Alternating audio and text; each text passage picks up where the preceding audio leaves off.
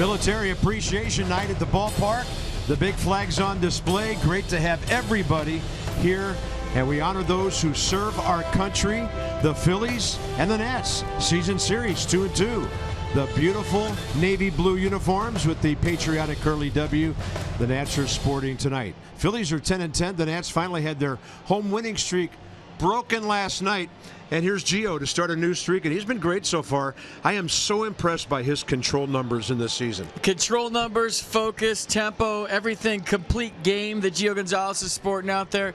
Went from a guy that just was a sprayer throwing 94, 95, effectively wild, to a guy that you can kind of compare to a Tom Glavine type pitcher this year with the curveballs, the changeups, pounding the strike zone, ahead in the counts, not walking anybody like he has in the past. So he's gone from effectively wild to pitching, and opponents hitting just 186 against Gio Gonzalez so far this year. He's been great. Yeah, love it. 20 strikeouts, 4 walks in his start so far. Taking a little bit off that fastball. It really has been a fun transformation to watch. And here's Gio, top 4 in the league in ERA and opponent's batting average. The Nats got 5 runs in the first inning on April 15th against Jeremy Hellickson in Philadelphia. So he's got to be better early. Hey, bottom line is the Nats saw their best pitcher last night. They still have a great chance to win this series against the Fightin' Phils from Philadelphia.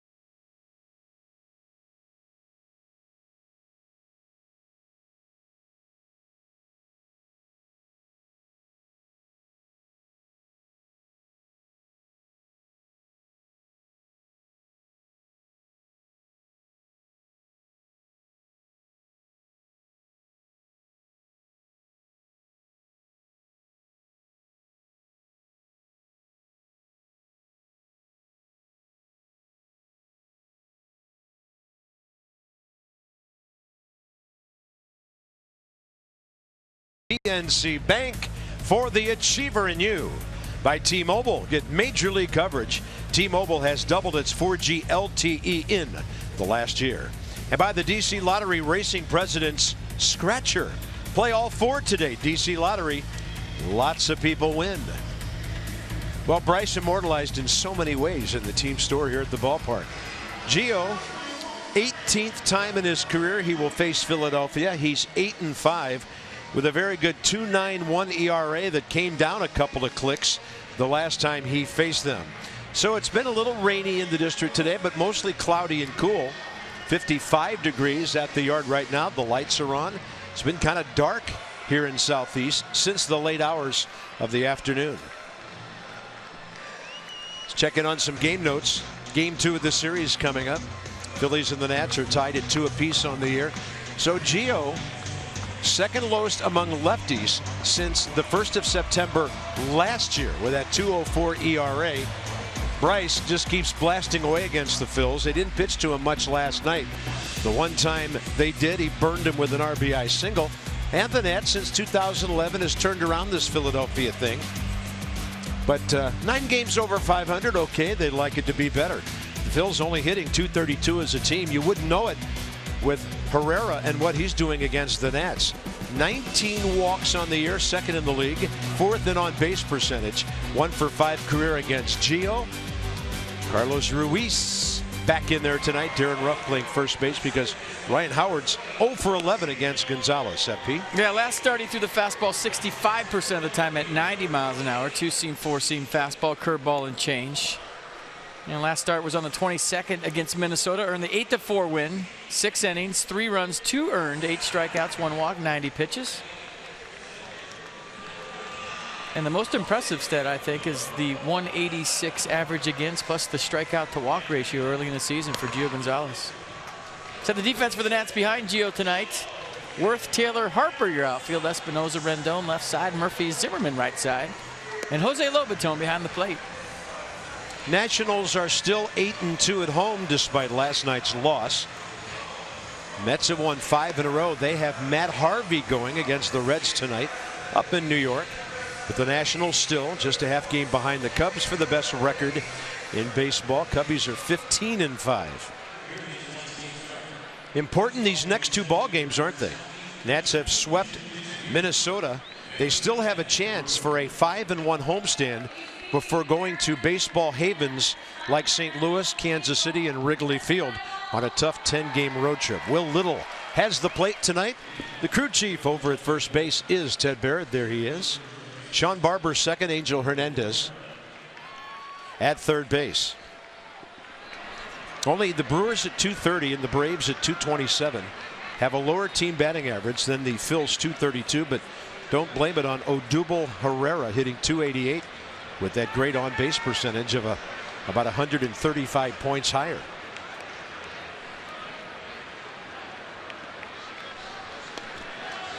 Gio ready. We're a couple minutes late here. 7:07 local time. Small crowd gathered for this one. Hopefully they keep coming in. And strike one gets everything underway. Phillies on the road, a respectable 5-5. They're 5-5 in the division. And Herrera with a base on balls, 1 career hit against Gio. Lobaton jumps way outside for that pitch, and they get a fly ball out to left center. Ball carrying despite the cool conditions, and Jason Worth planting his feet on the track and making a grab on a ball that went about 360. Boy, those blue jerseys look good on TV, don't they? I'll tell you what. Just my favorite tops in baseball, maybe. Wear them every Friday home game on Military Appreciation Game, and they just pop on TV. I like it. Yeah, nice cloudy night. Camera guys love it. What they call flat lighting, everything bright and vivid. And here's Freddie Galvis, who's hitting .243. Didn't play last night, but he has 8 career hits and a home run against Gio. From the right side, he's 2 for 15.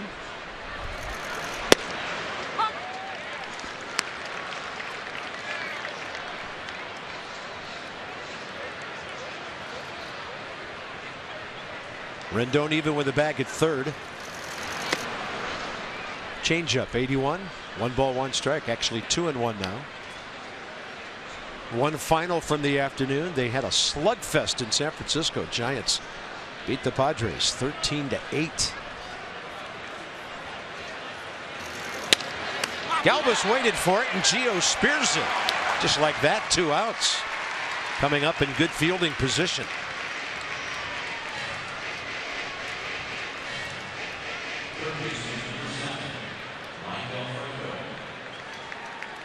Dusty Baker ready for a blizzard.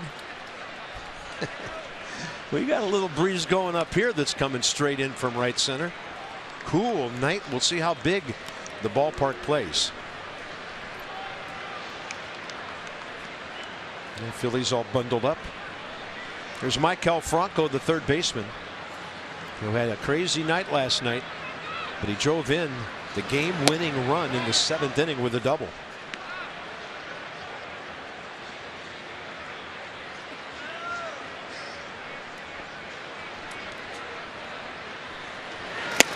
And Gio on the attack.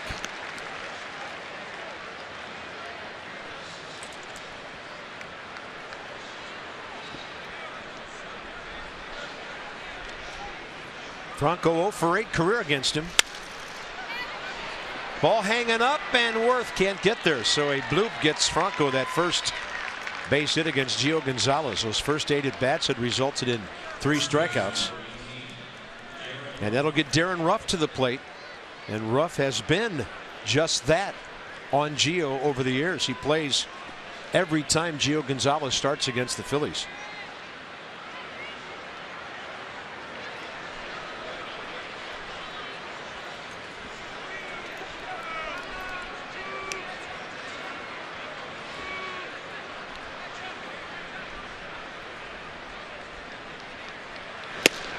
Nine for 26, 3 home runs, 9 RBIs against Gio, 8 walks, 4 strikeouts.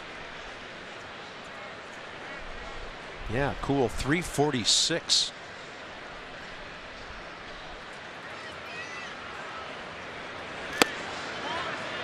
Two and 0.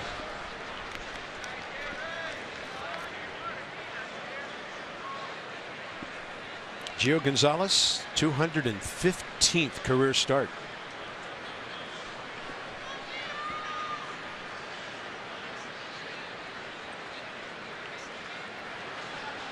Rendon Espinosa really playing the right-hander to pull here. Yeah, that's kind of the evolution of Gio Gonzalez that we've seen his time as a national. 2-0, he used to just pump the fastball, say here it is, hit it. But right there he goes 2-0 changeup at 84 and gets a strike with it. Not guaranteed a fastball and hitting counts versus Gio like you were in the past. 2-1 pitch. Murphy up the middle. Ruff, a foul on a pitch tailing away. That evens things up at 2-2.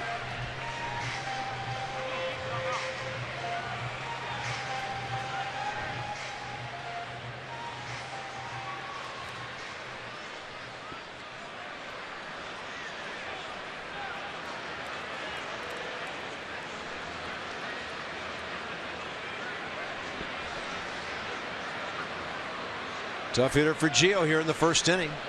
1 on, 2 out. And he got him with a big hook.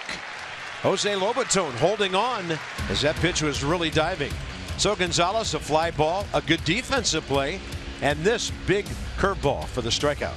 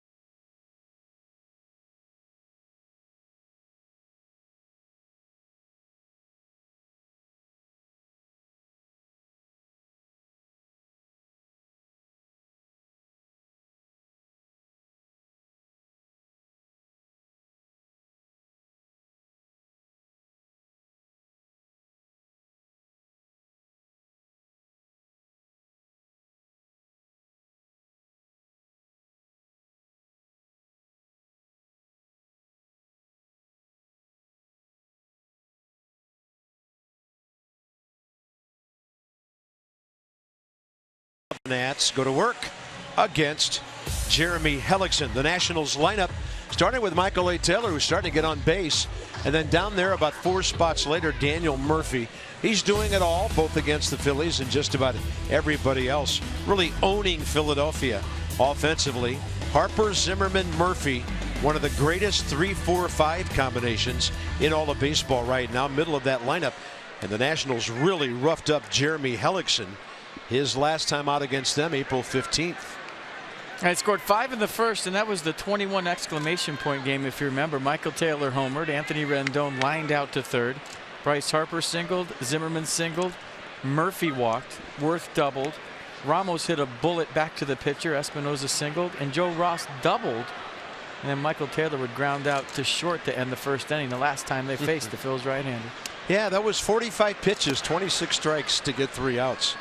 Crazy. Nats went on to win it 9-1. And it was a 1-0 pitch that Michael Taylor hit out. Uh-oh, here we go again. Taylor on base, 6 of his last 9 plate appearances. 4 hits, 2 walks.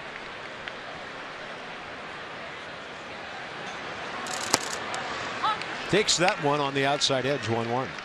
Our last start against the Mets on the 20th, he lasted 4 1/3, gave up 10 hits to the Mets, 4 runs, 2 homers, 6 strikeout, no walks. So 7 1/3 last 2 starts. 17 hits, 10 runs, 9 earned. Ouch. Well, here's the homer that got the party started in Philadelphia the last time these two hooked up. April 15th, second pitch of the game, gone. Looked like a slider, maybe a cut fastball. Throws that cutter about 12–13% of the time, and Michael Taylor got the line moving in the first. Hellickson's given up 4 homers this year. Opponent's batting average of .288. 2-2.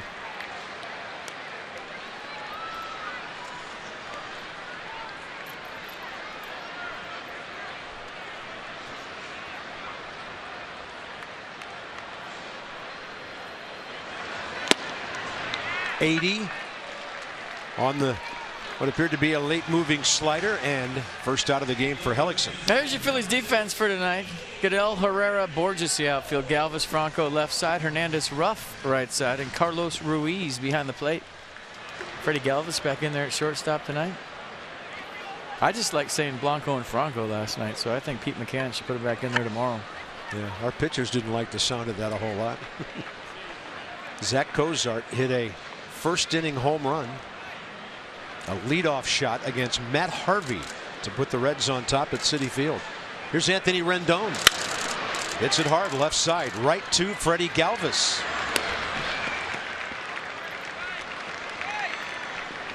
And here comes Bryce.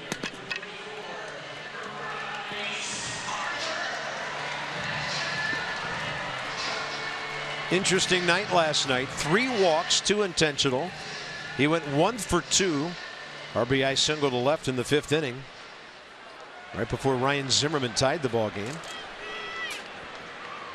And then they got him on the last out of the game as Jenmar Gomez dropped a pitch to the very end of the barrel on Bryce's bat, and he bounced out to the left side. Phillies won it, thus 4-3. Target way out there. Carlos Ruiz is sitting in the Phillies dugout, and then he ended up throwing it over the plate. And he called it ball 1 because he didn't throw where the catcher was set up. How about that? Might have been down.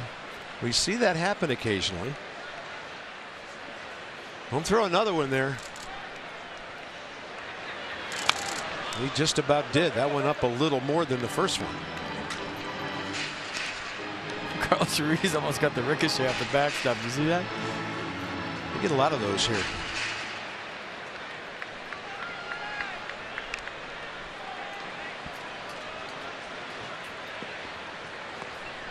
Rice still ahead in extra base hits with 15.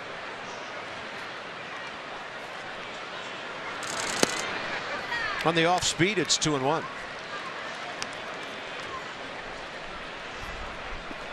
So Bryce Harper career against Hellickson 3 for 5, 3 walks. Ryan Zimmerman, RBI number 7 last night, waiting. Shift is on. A lot of room up the middle, shortstop side.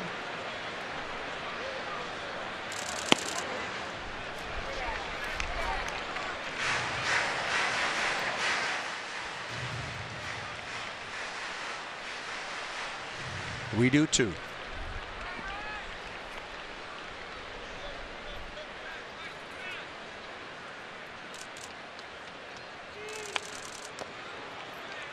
A 3-1 changeup.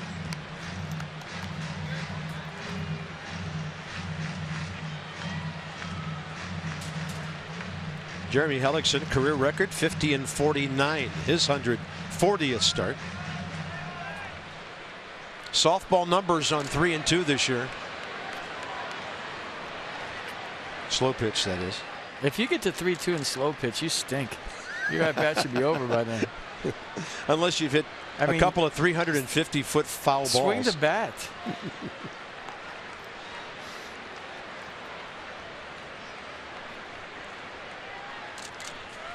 3-2 pitch, target in, up and in, and Bryce Harper. I don't know if he'll make the 15 you predicted, but he might get 8 or 9 in this series. Yeah. That's 4 already. I think we'll see a lot of that too. Moving forward, that's why there could be opportunities for Ryan and Murph hitting behind him. He's a Zim fan. Ryan Zimmerman 2 for 5 career against Hellickson. 1 for 4 in the ball game last night with that opposite field hit.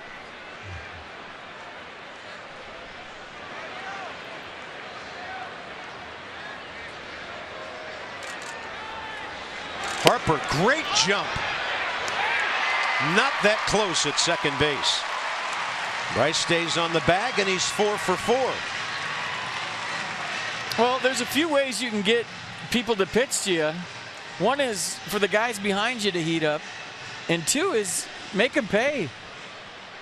And you talk about Andrew McCutchen from Pittsburgh. The reason he gets pitched to all the time and puts up monster numbers because he can steal second and third. If Bryce starts doing that, his 4th stolen base of the year, then might see some more pitches to hit. Yeah, kind of like a 2-out double right there.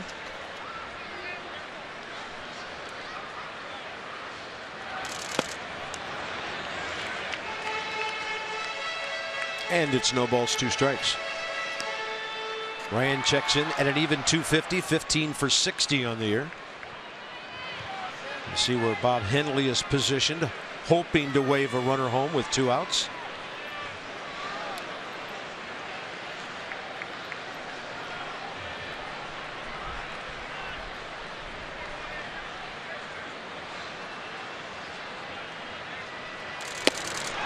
Boy, that was a good changeup. Started maybe knee high and kept on diving. Each team stranding a runner in a scoreless first.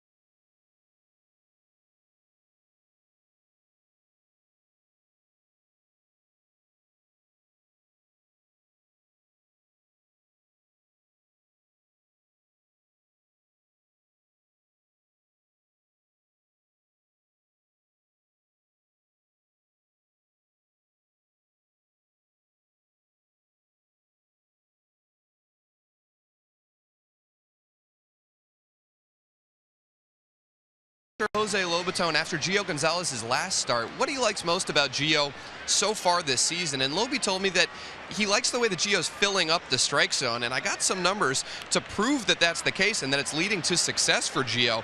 His percentage of pitches in the zone compared to the last 2 years, a good bit up, and first pitch strike percentage, getting ahead in the count, also up for Gio significantly, up to 67%. Pitching coach Mike Maddox told me that Gio's focus from pitch 1 to his last one has been fantastic this year. He's throwing every pitch with a purpose, and he's really taken to that, and it has the ability to really lock in on the mound so far this year. That's DanWithOurCoons.com sideline report. Second inning underway, ball 1 to Carlos Ruiz. Over 2 million vehicles sold and counting. Saw Gio getting a personal visit again from his infield guru, Anthony Rendon, who seems to spend a lot of time on the mound when Gio's out there. 2-0 pitch. This ball driven the other way. Bryce Harper wasn't playing deep. Gets back to grab that one for the first out. Yeah, you could have a new pitching coach and he could tell you all kinds of new stuff till he's blue in the face. But, you know, for Gio at this stage in his career to buy in and to really focus and change a lot of what he's doing, whether it's his smoothed out delivery, picking up the target, concentration on first pitch strikes, the mental game. You know, Dan's report about feed the family is his mantra out there when things start to go south and get going a little too fast. All of that, the will to change at this stage in his career and be that coachable speaks a lot to Gio Gonzalez, the person. Yeah, and you see that graphic showing you the balance of outs in terms of how to get them this year. Strikeouts down, outs are up. Cesar Hernandez, 1 for 14, right-handed is in there, and the count's 1-1. A lot of guys at this stage in their career just say, hey, I've been doing it one way my whole life and I'm going to go out that way. I'm going to keep doing it that way. And hey, that's good stuff, but in one ear, out the other. Not the case with Gio. Tried to bring that curveball back. It stayed outside. Tanner Roark charting. He will go against Aaron Nola tomorrow, 4:05. Turning one over at 83. That's beauty. That is pitching right there.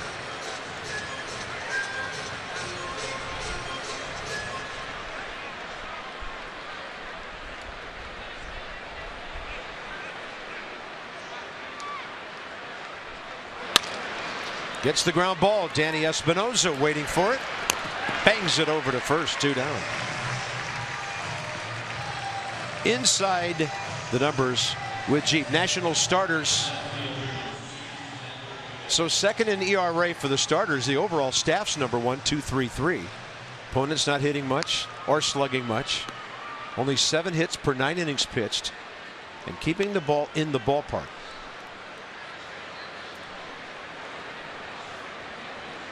There's a rookie, Tyler Goodell, getting a start. 23-year-old brother of Eric Goodell of the Mets organization. We saw a little bit of him in Philadelphia. He is 3 for 21 with an RBI to start his big league career. Phillies got him in the Rule 5 draft from Tampa Bay last December.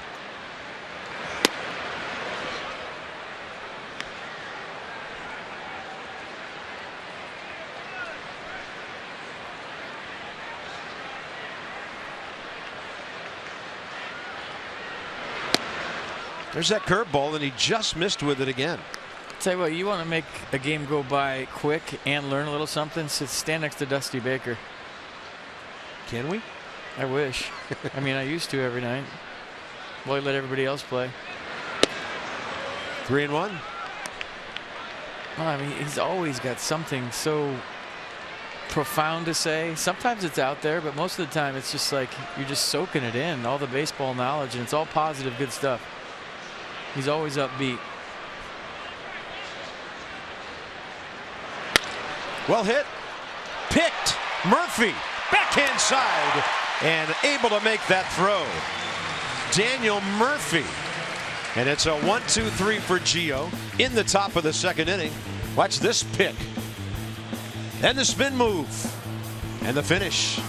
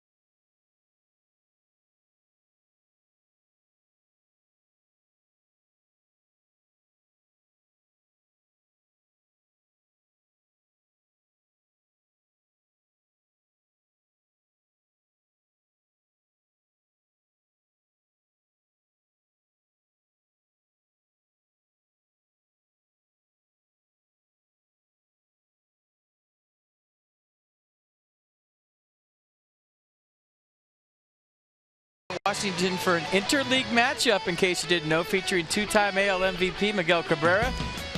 Jordan Zimmerman returning to Nats Park. That'll be worth seeing. Plus, pick up your Bryce Harper MVP bobblehead on Wednesday, May 11th. Don't miss this exciting series. Visit nationals.com for tickets. Yeah, that'll be something if everybody stays on turn. Zimmerman to pitch in that series, and possibly against Max Scherzer. And the Marlins will be back for the 4, 5, and 6 games of that short 6-game homestand. Sitting next to Bake, he's probably telling him something about what he saw in his first at bat.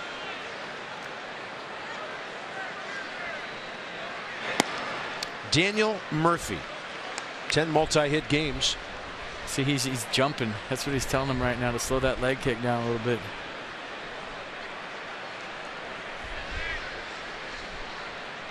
I could just watch that all night. You guys can you go split screen and just show that conversation with the game going on? read some lips for us here. You're good at that. I mean, he's just talking hitting, telling him to slow his leg kick down. When he was doing that thing with his hand, that's his sign for you're jumping a little bit. Gene Segura, Ian Kinsler of the Tigers, the only other hitters in baseball with 10 games of 2 hits or more this year, along with Murph. See, talking about he's jumping too. Slow down. I mean, just constant teaching.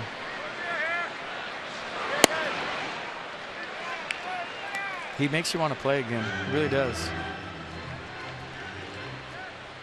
All that stuff you miss when you're not around it anymore. Jacques Jones. 2-1 pitch. And it might be something to do with Hellickson's delivery, how smooth it is, and he kind of lulls you to sleep, and then whoop, here comes the arm late. And then you're jumping with the arm action late. And that's the tough part about facing a guy with a slow delivery that kind of jumps at you. You want to jump toward him too.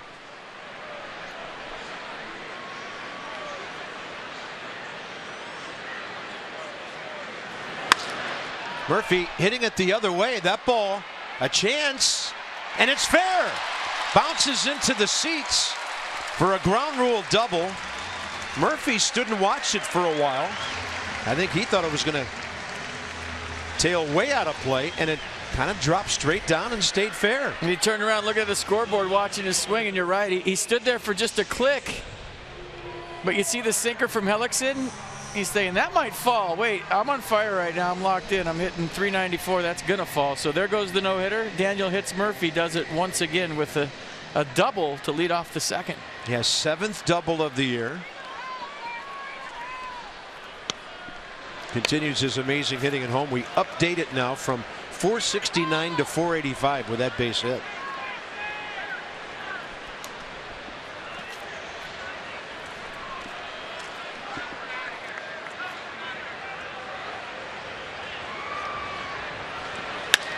Jason Worth pulls one to left. Tyler Goodell waiting for it. Murphy has to stay. When you have insight, you know how to handle your finances with confidence. It's all brought to you by PNC Bank. For the achiever in you, Sammy Solis recalled today. Matt Belisle strained his right calf last night, had to leave the game. He's on the DL. And Sammy this year at Syracuse, 9 innings, 1 earned run given up. 6 ball games. Great strikeout to walk ratio. Good to have the lefty back, Sammy Solis. If you're wondering why they called up a lefty when a righty, Matt Belisle got hurt. Well, a lot of lefties on this road trip. Matt Carpenter, Matt Adams, Eric Hosmer, Mike Moustakas, Rizzo, Jason Hayward. Yeah.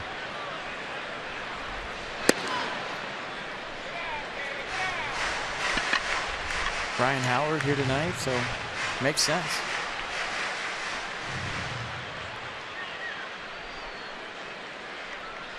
One ball, no strikes to Danny Espinosa. 9 for 53 on the year. From the left side, 7 for 39. He has a career hit and RBI against Hellickson. Will Little took a good look at it, called it ball 2.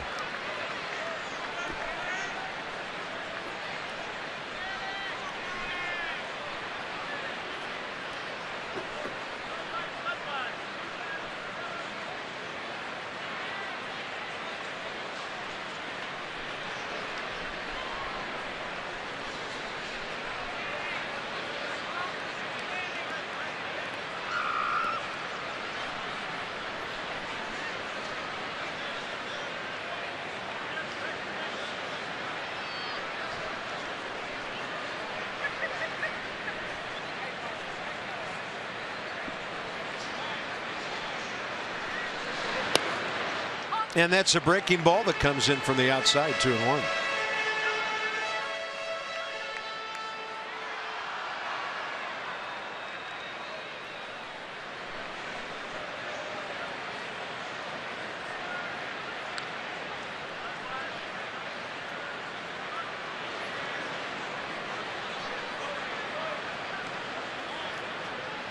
Nationals had 1 inning last night with 3 hits, 4 other innings with just 1 hit.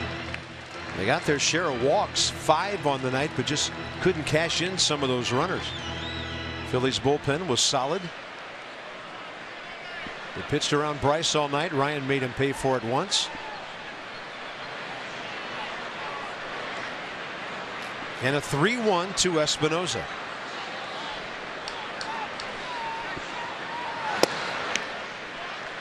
He took it off the plate. No strikes available out there right now. So it's 1st and 2nd. 1 out for Jose Lobaton. Second pass of the night. When you faced a guy less than 2 weeks ago, so 12 days ago they faced Jeremy Hellickson, they had a lot of success. The cat and mouse game that's going on right now with Carlos Ruiz, Jeremy Hellickson, and the Nats hitters is a hitter you're saying we had success against him.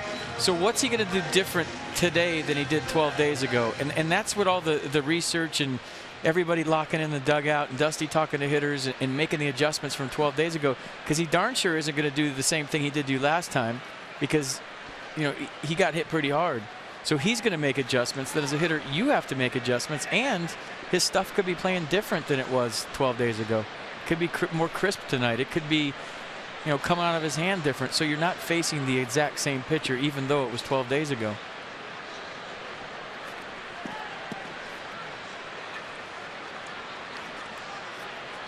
It's just like solving a puzzle every single night, and that's where the veterans come in, and that's where the manager comes in, like Dusty Baker, and all the conversation in the dugout.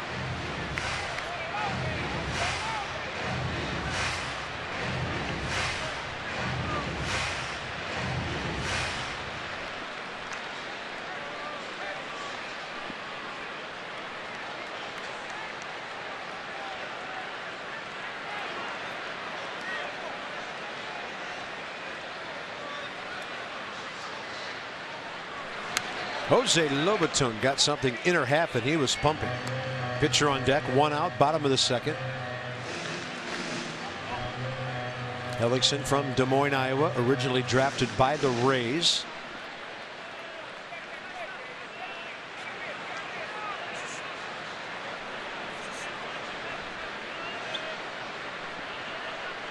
So Murphy, the lead runner at 2nd, Espinoza 90 feet behind him.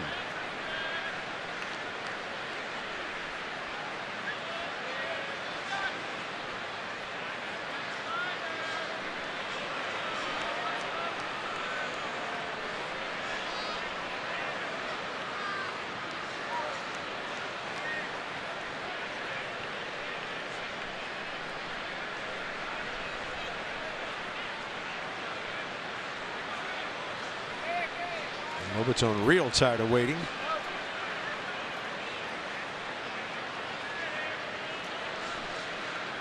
Biggest gap is right center.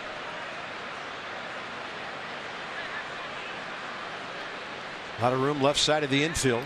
0-2 and a chopper. They'll go to 2nd for 1. The return throw is in time. Well played by Freddie Galvis, with Danny Espinoza bearing down on him. And a 1-6-3 keeps Gio from batting in the 2nd inning.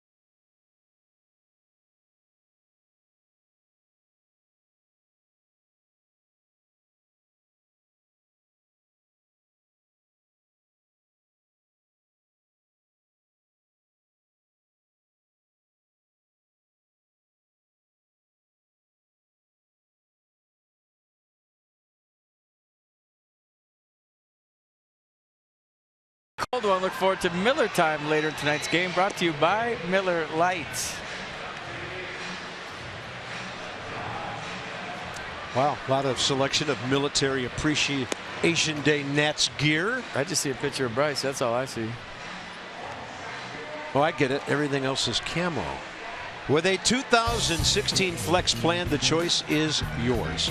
Pick your 4 games starting at just $80, and then we'll throw in a free Nationals grill item. Visit nationals.com/flex to buy your Flex plan. Well, here comes Anthony Rendon for another throw the ball around the horn. I've got it last and hand it to Gio kind of visit here. Dusting off his cap. You got something on there. Let's go. Every inning. I think Gio shushed him away last inning. Get out of here. Go make a play. Hellickson, because they bat their pitcher 8th, is the leadoff man here in the top of the 3rd. He's 2 for 5 with a sacrifice. Pretty good hitter. 237 career. Not a lot of time in the National League.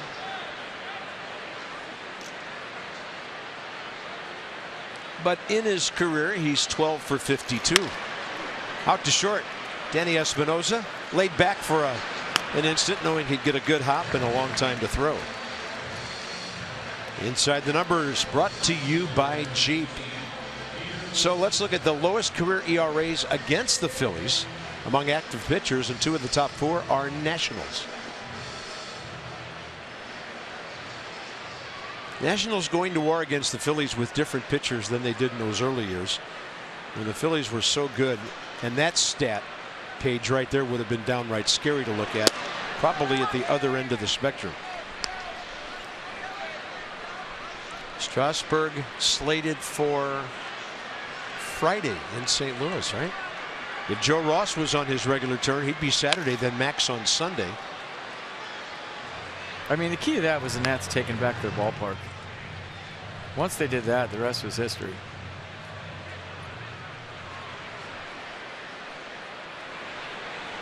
Peter Borges in the number 9 spot.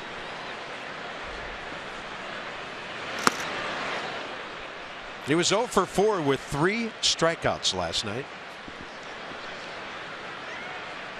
And the Phillies need this guy to make some contact, use his speed and get on base.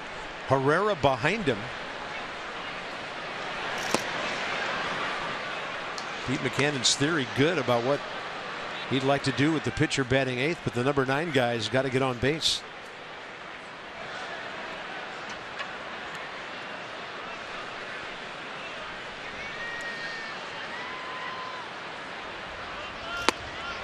That's a changeup for a strikeout. Borges down on strikes, 4th time in this series. Nissan will track Gio's 2nd K of the night. Everything down in the zone. Bottom of the strike zone or below for Gio. That's how he's getting the ground ball outs. 1, 2, 3, 4 ground ball outs. And now his 2nd strikeout. Yeah. Here's Herrera. Wouldn't it be funny to see the preseason scouting reports on Gio as opposed to what they're writing out now? Guys have been in the league for a number of years. Everybody's got a good read on him, and suddenly comes out and he's a different pitcher. I'm telling you, Tom Glavine was 88 to 90. He could get it up to 92 if he wanted to on occasion. He would throw the changeup, stay away from everybody. Occasional wrinkle in there, but just frustrates you. Now Murphy to his left. And another 1-2-3 for Gio Gonzalez. That's a 9-pitch 3rd inning, and he's retired 7 in a row.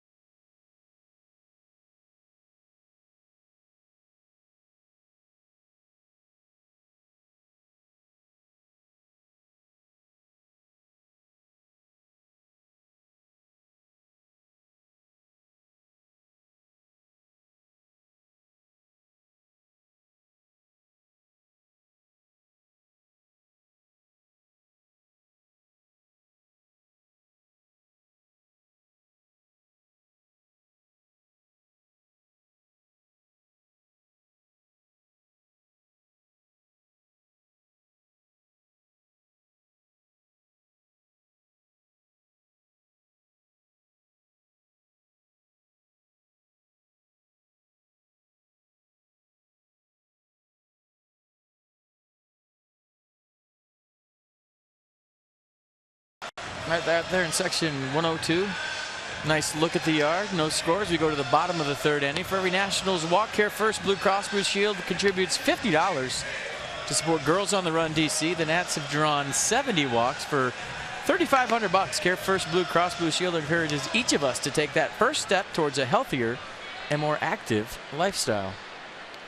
Other thing that's great about section 102, you can get to the ball game half hour early, stay a half hour after, and hear everything Johnny, Ray, and Phil have to say. Maybe chime in with an opinion or two. Hellickson, 2 innings, 29 pitches, 16 strikes.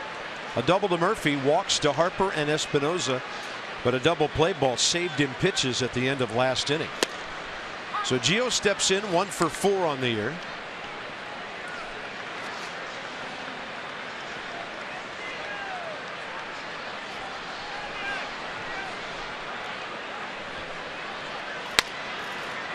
Got around late. Got good wood on it.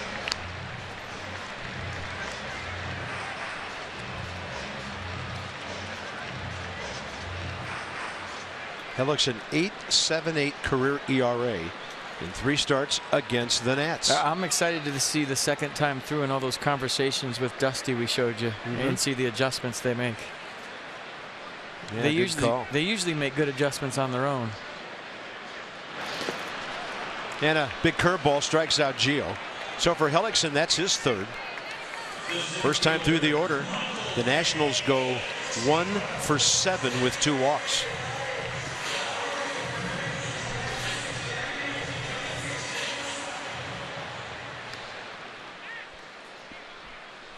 Cool night at the yard. Wind kind of gently blowing in from right center. It would be brutal here if that picks up. Taylor to Hopper to the shallow playing Franco. 2 outs.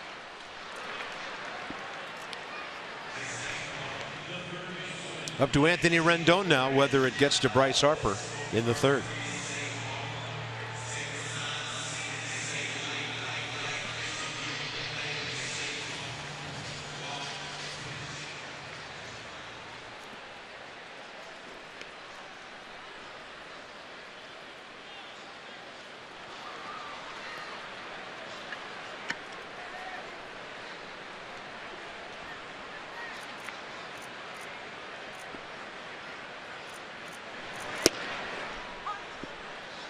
Quick frame by Ruiz, strike 1. Rendon hit the ball sharply right at Freddie Galvis, the shortstop, first time up.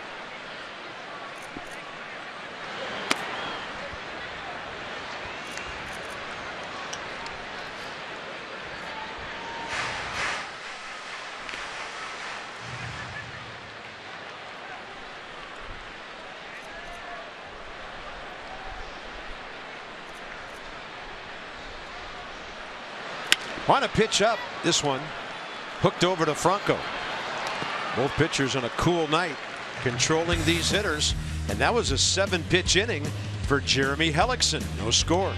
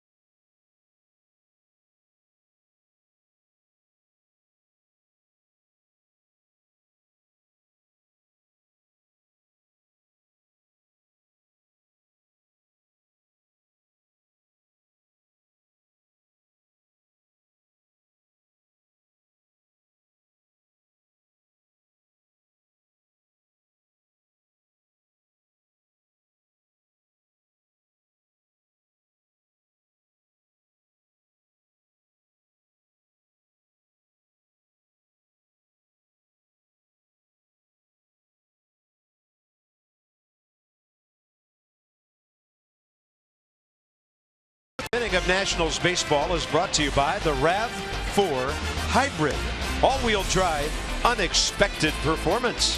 Visit buyatoyota.com tonight. Ballpark lit up beautifully in the evening hours here as we go to the top of the 4th inning.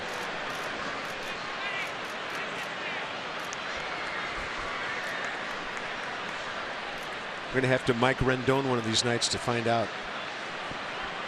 So each pitcher gets a little quicker each inning.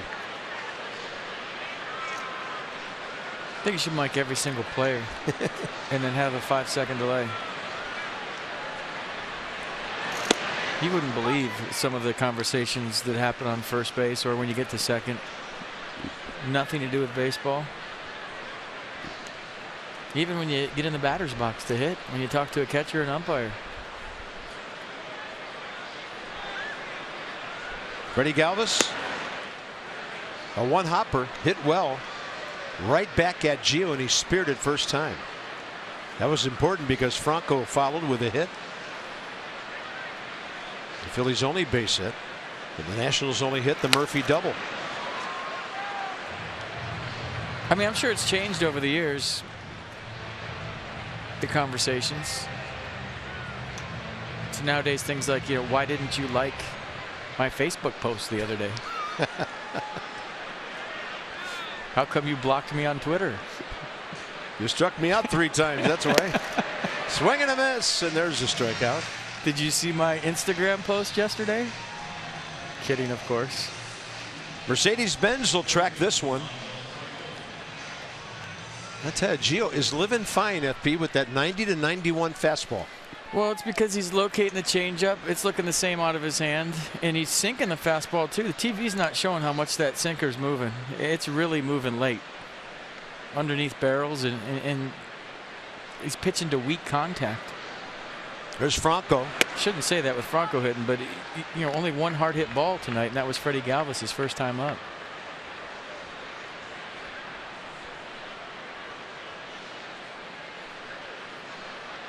Target in. Ooh.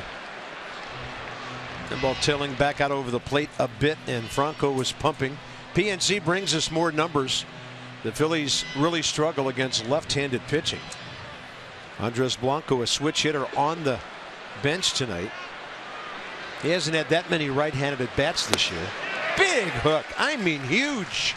78 on the curve, and Gio has fanned 3 of the last 4 Phillies. Yeah, and on top of that, he's hard to think with now. You know, we talked about Tanner's 15 strikeouts, and he had the Twins guessing. They didn't know what was coming because he was throwing all 4 pitches whenever.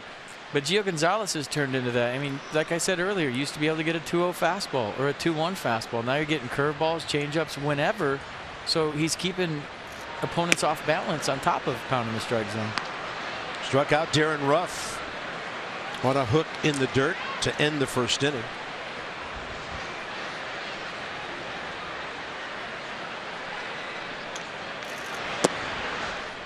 Then he goes changeup. Mets have picked up a couple of runs after that Zach Cozart first inning leadoff homer. New York 2, Cincinnati 1, bottom of the 2nd at Citi Field.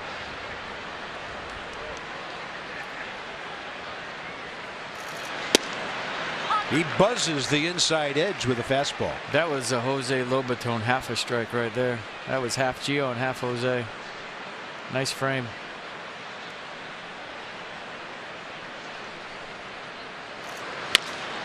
Had him out ahead. By the way, the Nats won't see the Mets until Tuesday, May 17th in New York, start of a 3-game series. Then they'll be here the following week. So plenty of the rest of the East other than New York. 2-2 pitch with 2 outs. Challenge fastball, base hit.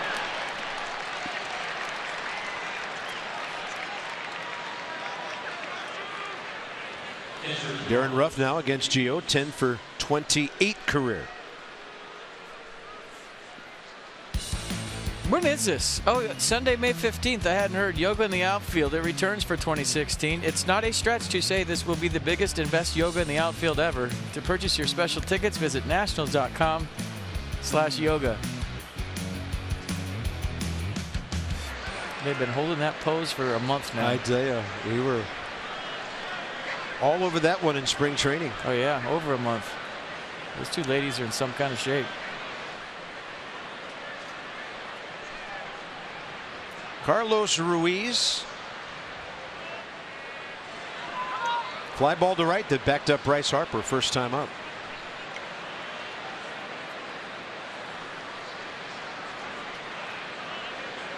I wouldn't necessarily call him a net killer, but Carlos over his career has had a number of clutch hits against the Nationals. When they had that great lineup up there with Utley and Rollins and Howard and the rest of them, Jason Worth, he'd be the guy that would sneak up and drive in a couple of runs here and there and really make that team hard to pitch to.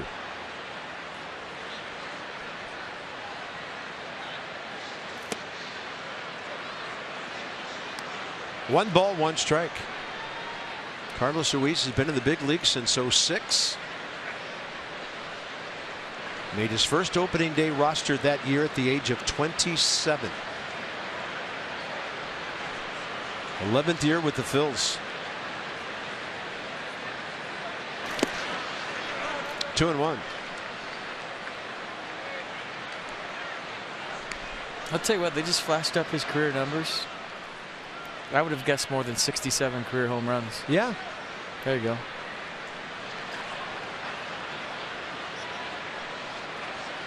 In 2012, he drove in 68 runs while hitting 16, his only double-digit home run season.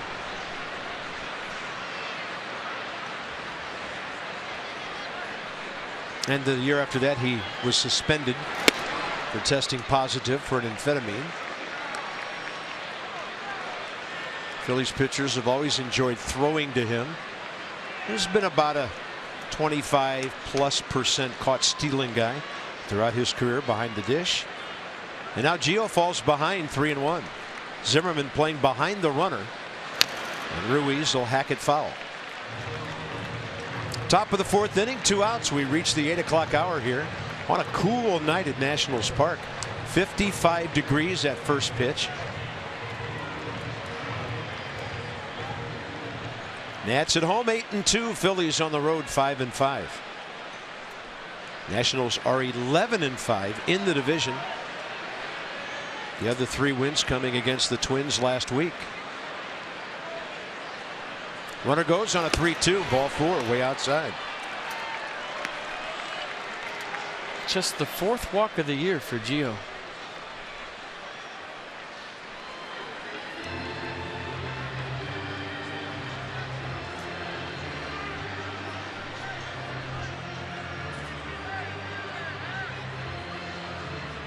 So the first tonight to go with a couple of hits.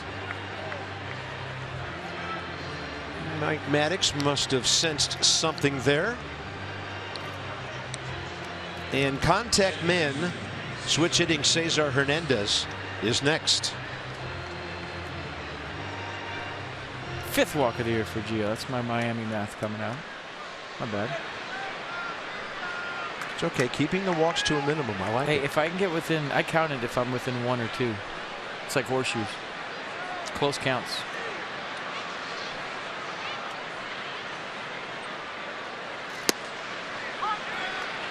Oh, on that pitch, Darren Ruff got a huge lead off a second. And Gio dropped in the breaking ball for a strike. Hernandez grounded out to Espinosa, first time up.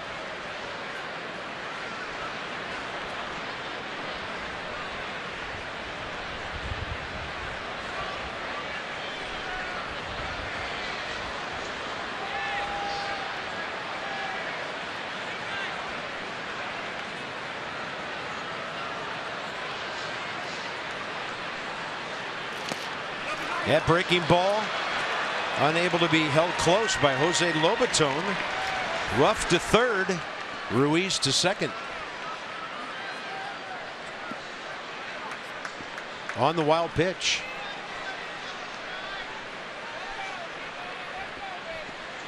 A curveball that he pulled a little bit. I don't think Jose thought it was going to go that far inside.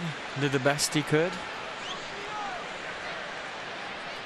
And now you have to decide who you'd rather face here with the base open and 2 outs and a 1-1 count. Do you want Cesar Hernandez or Tyler Goeddel, who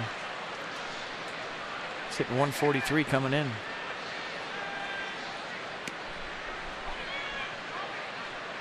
Hernandez 3 career hits against Gio.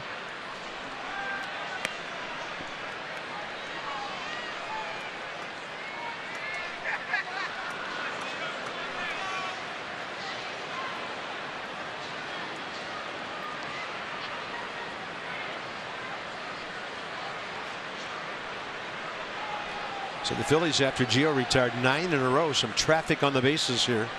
4th inning.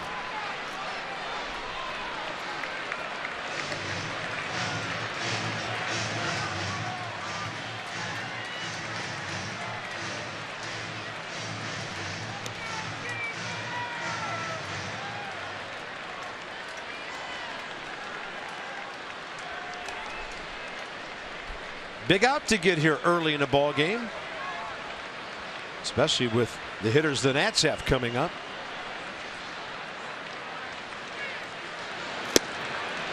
That'll fill the count. And he's not going to throw one right down the middle of this guy. If he does, it'll be something with lots of movement on it or off speed. Trusting it to go elsewhere.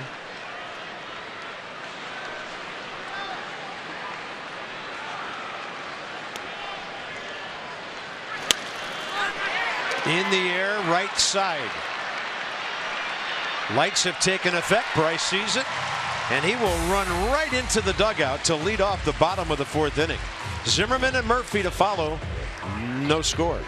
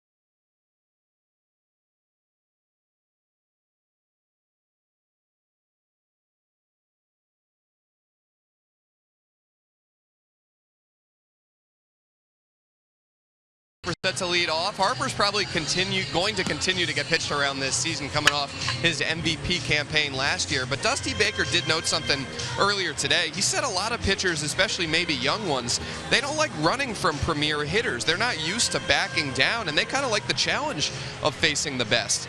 Dusty said, I saw it with Hank Aaron. Some pitchers were determined to break Hank's bat with an inside fastball just so they could tell people that they did it. Dusty also compared it to old cowboy movies where Jesse James had to kill young gunslingers who wanted to make a name for themselves. He said Bryce is going to get games where he's not getting more than maybe 1 or 2 pitches that he can really drive, but there are going to be games where he faces a young pitcher who really wants to get after him, prove that he can beat the MVP, so he might get some opportunities in situations like that. Yeah, I heard that Dusty invoking old westerns today. Dan with our Coons.com sideline report. Over 2 million vehicles sold and counting. Yeah, as Dusty put it, a lot of young gunslingers bit the dust because the other guy, they didn't have the gun out of the holster yet, and they were done with. I was going to say, how did that go for everybody against Billy the Kid? Yeah. There was some laughter in the press room on that one, and then Dusty said, hey, I'm serious about this.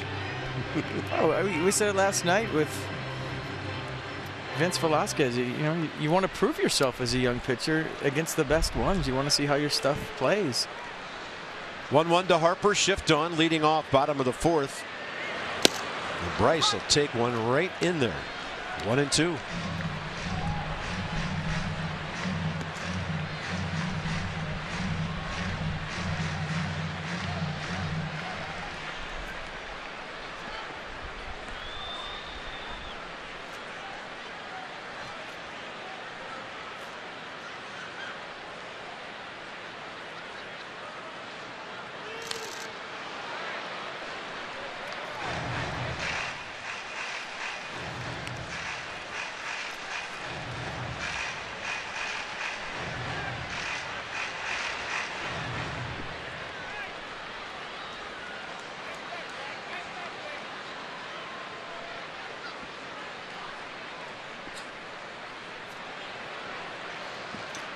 Nine home runs, 24 RBIs. Both totals lead baseball.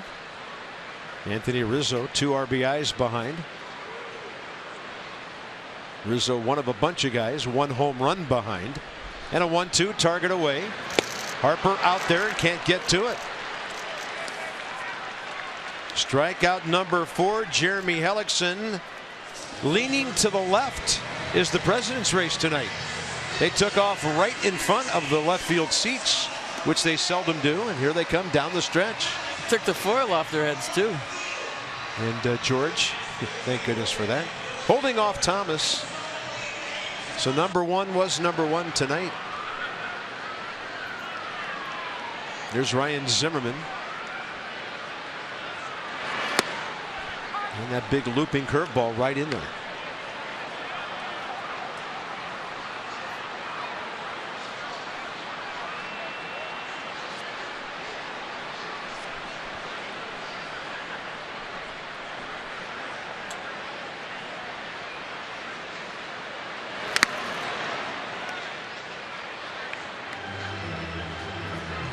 That's the second time Will Little's been hit this inning. Yeah, he's having a tough half inning.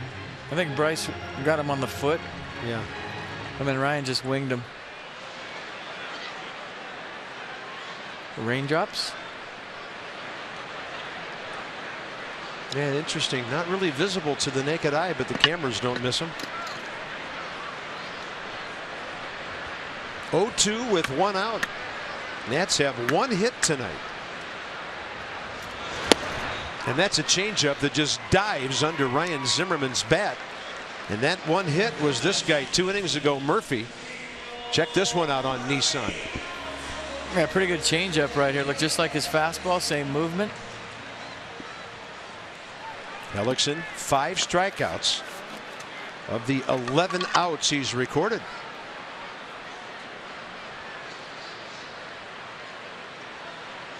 He's retired 7 of the last 8 since Murphy's double. Little swing back action on that fastball to get a strike. Murphy parked one right inside the left field line. Had spin on it. Bounced into the seats for a ground rule double, leading off the second. He never left second base. Strike 2.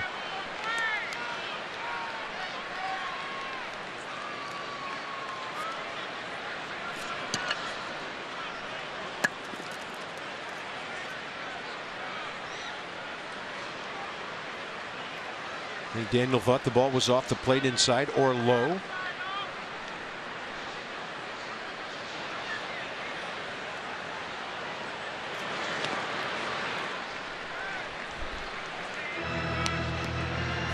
Murphy didn't want a scuffed ball for the next pitch, picked it up himself and threw it out of play.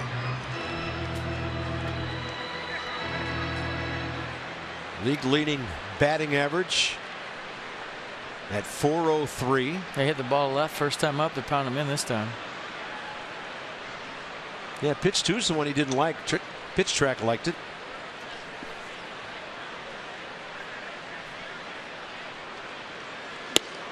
And there's that fastball again that comes tailing back. Hellickson strikes out the side in the bottom of the 4th inning, and this is as well as we've ever seen him throw against the Nats.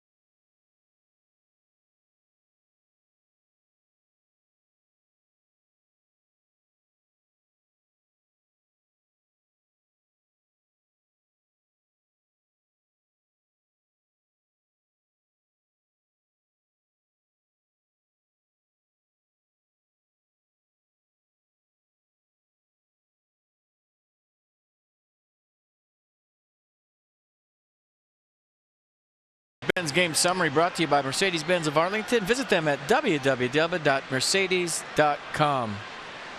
No score this one. Not a whole lot to summarize except for a pitcher's duel. Gio Gonzalez with a nasty curveball. He's going to get a little help from his friends. Nice play by Daniel Murphy on the backhand spin move to a knee. Nice throw. And then Jeremy Hellickson's been lights out. He got his lunch handed to him last time he faced the Nats, but he's returning the favor today.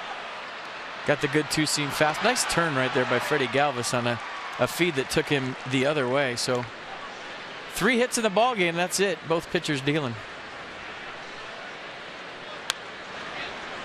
Getting in front of the pitcher, Tyler Goodell for Philadelphia. Top 5. Yeah, you look at that, it's matching each other nearly pitch for pitch.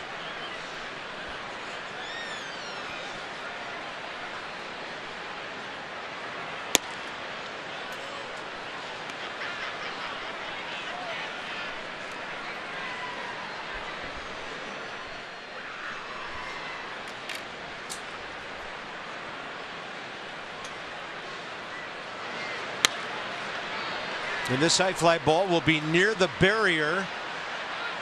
Bryce getting there, and Harper has it.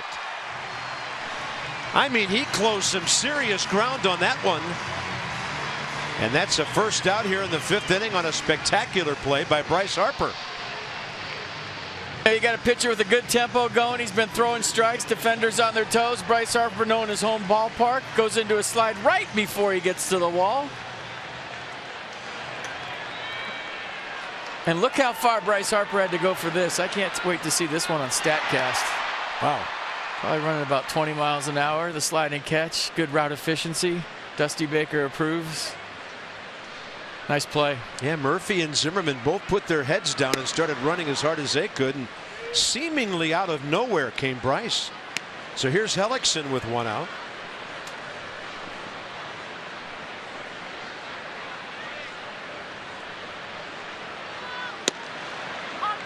What do you think he's running? I'm going to say 21 miles an hour. That's my guess. And look at his head still, just like when he hits. Everybody right there, good seats. Saw a great play. There's a great changeup. Strike 2 to the opposing pitcher.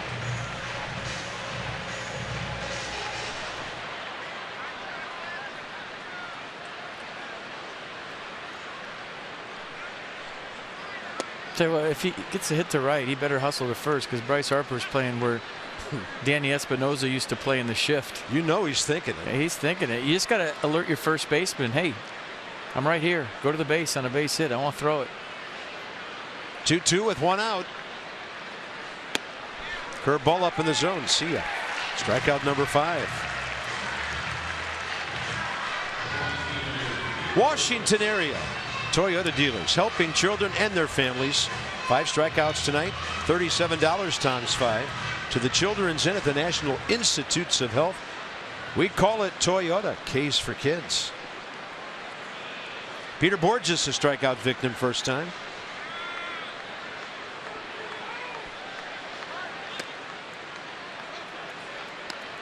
Gio pitched so well in that game at Philadelphia. Got a no decision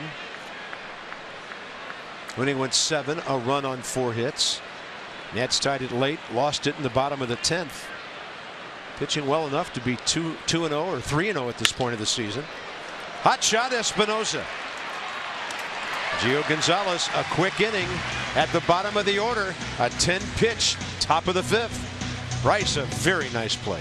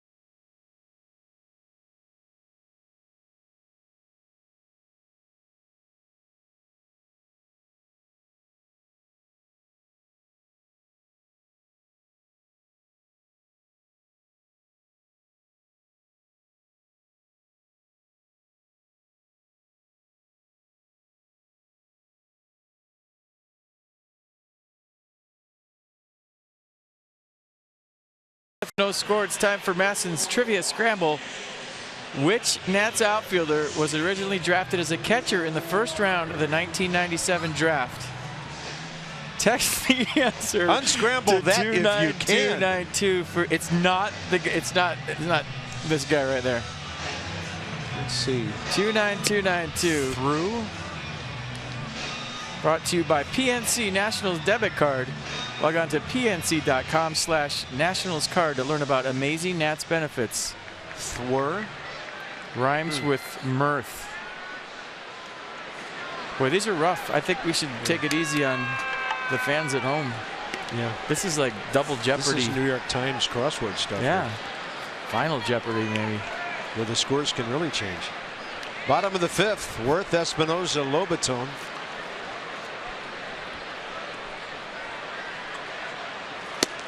I think the truck gave it away. I'm just saying.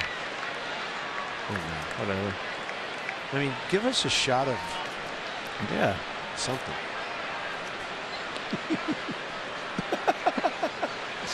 Boy, if you and I produce this show, it would be a mess. It already is a mess. That's in there. 1 ball, 1 strike. Hey, our crew's going to be here a lot earlier tomorrow for a day game than we will be. So I can't wait for this. Hats off to them in advance for tomorrow. Don't kiss up to them now. Ah, they're It's too great. late. They're great. Can't wait for tomorrow's scramble. Hopefully I can figure out today's by tomorrow. Too bad Dick Nen doesn't pitch. Or Rob Nen doesn't pitch for the Nats, or his father, Dick Nen, who was a pretty good hitter, actually. Art Howe, another hard to unscramble name. Mel Ott.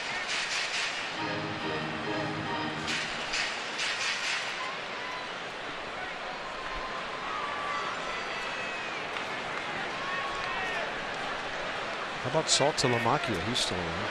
Nats will be seeing him soon. You lost me at Nen. Hard to unscramble. Yeah. Swing and a miss. Jason Worth claiming the ball hit the dirt. Will Little might be looking for a scuff. And I think the Nats will get that call and Worth will stay alive. Carlos Ruiz looking to Pete McCann. Pete McCann on the top step.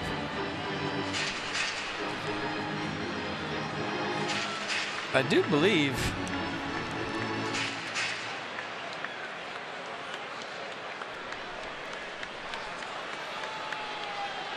did it hit the ground? Did he foul it off? It's hard to tell. I think he tipped it. That was the initial signal by Will Little. Now, in a lot of instances like this, umpires will ask maybe the first base umpire for help, which in this case is the crew chief, Ted Barrett, but he's not going to seek help, and Worth is still alive. Umpires, I guess, pretty much go on sound, don't they? Mm-hmm. And on a lot of calls, they go on sound.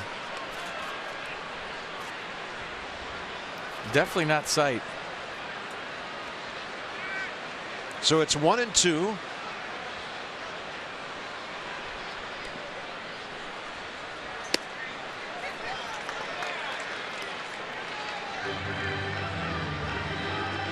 Hellickson first 4 innings, 48 pitches, 33 strikes.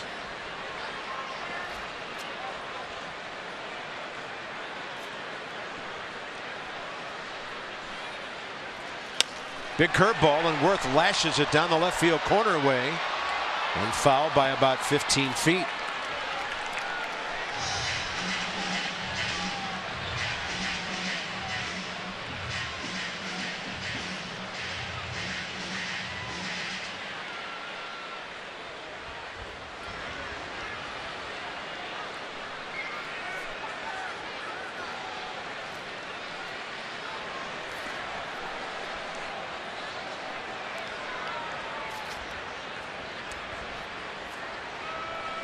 Two.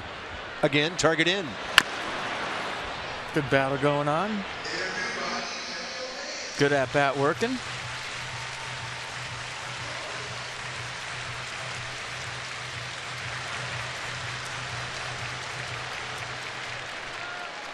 The entire at bat from Mercedes, including pitch number 4, way down there.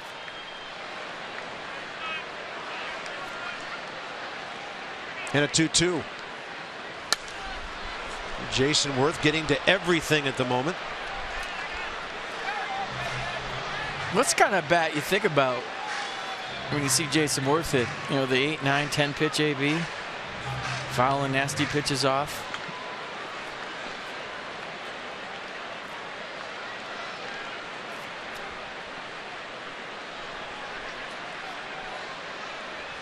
Two. And the off-speed breaking pitch got him. That was a foul tip as well. Hellickson, 4 straight Ks, 7 in the game.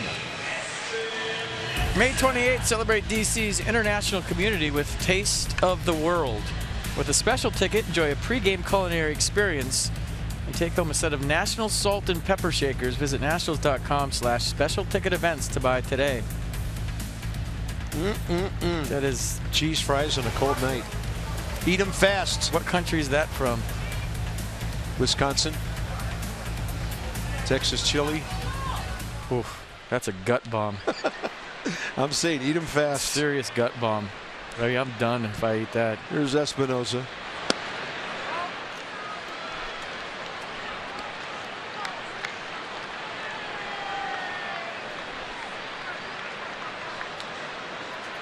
The Nats still have 1 hit, 2 other base runners. 1, Espinosa erased on a double play when Danny walked with 1 out in the 2nd inning.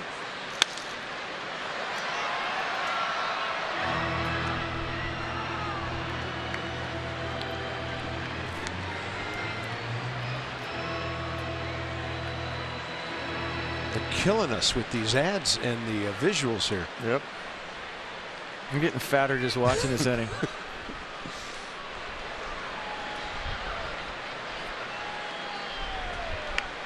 1-1.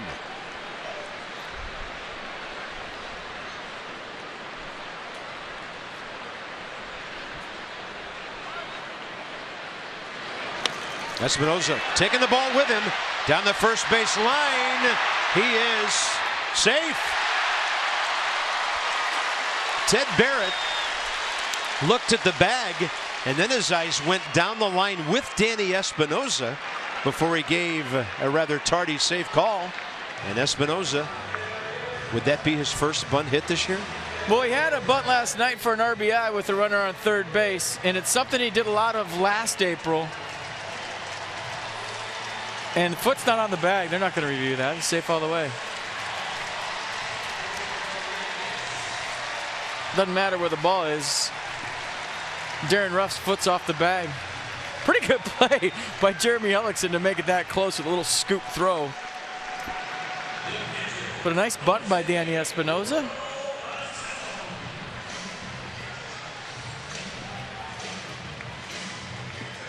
And that is hit number 500 for Danny Espinosa. Congratulations. Yeah, good for Danny. On a bunt.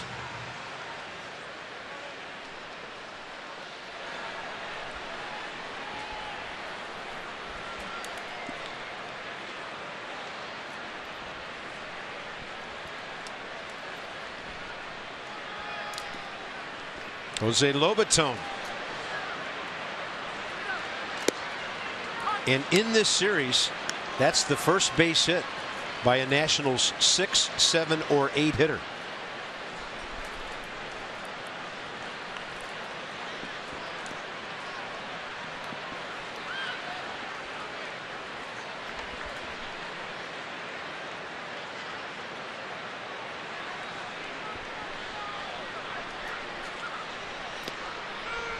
Well, Harper has taken off once tonight. Maybe Danny steal to get into scoring position idea here.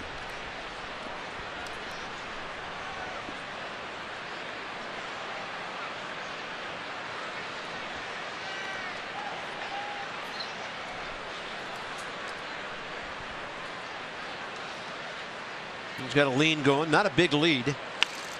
Lobaton off to the left side, strike 2.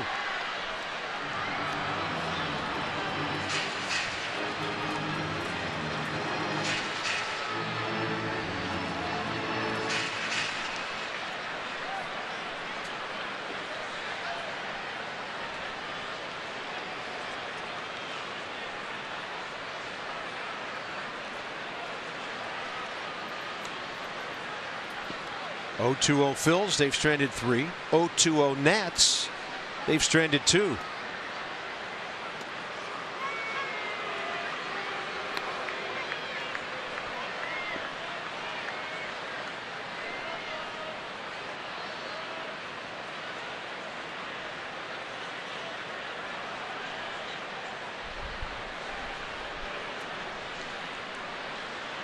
Espinosa 1-for-1 stealing this year. 0-2 pitch, something off speed in the dirt. Blocked by Ruiz.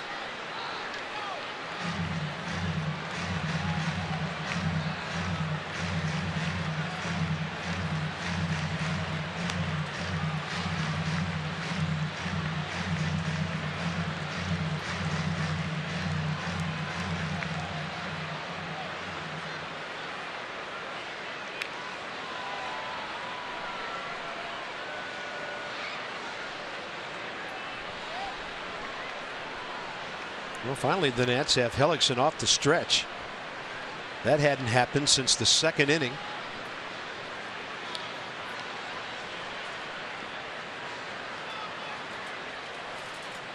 Pitch out.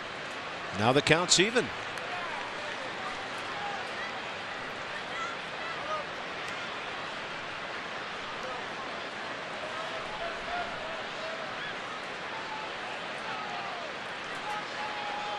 If I have the green light and you slide step like Hellickson just did and pitch, I'm not going. So I never understood why pitchers slide step and pitch out. If you're going to be quick to the plate on a pitch out, I'm not stealing if I have the green light. I'm looking for you to pick your leg up to get maximum jump. So the whole slide step pitch out, I guess it works against a straight steal when the manager puts the sign on and you're going on that pitch. But if you have a green light guy, he's going to choke off a steal if he sees a slide step every time. 3-2 with 1 out.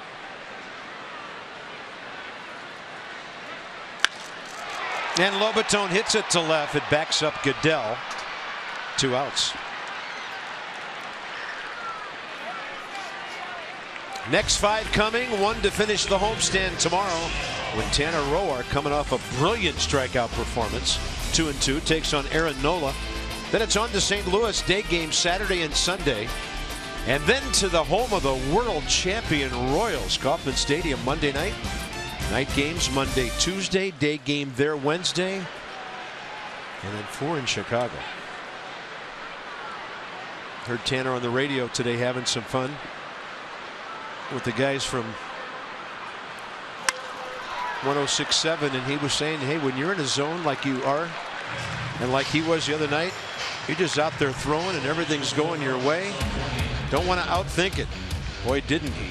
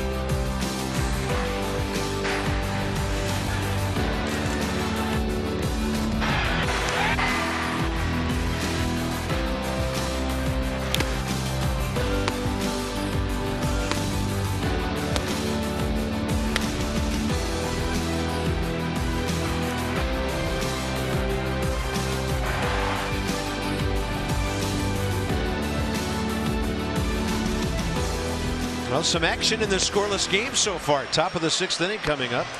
Bryce has had an influence on things with a walk, a steal, and a fantastic play in foul ground, right field corner. And then there's Gio, 70 pitches, 41 strikes through 5, giving up 2 hits. Not a whole lot going on in the box scores tonight. For the Phils, a first inning bloop single by Maikel Franco, and then Darren Ruff with a shot up the middle, 2 outs, 4th inning. So 2 singles, 1 walk, 5 strikeouts.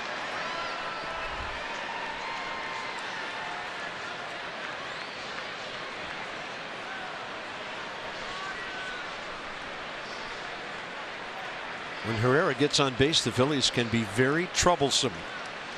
Last night he was 3 times, and they beat the Nats 4-3.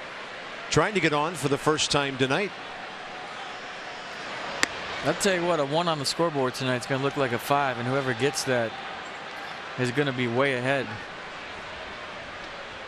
It just has that feel, right? First team that scores wins. Yeah, it's going to seem like a whole lot more than 1. You're right. 1-0 pitch, target away. Fastball was up and away. Herrera no way to get to it.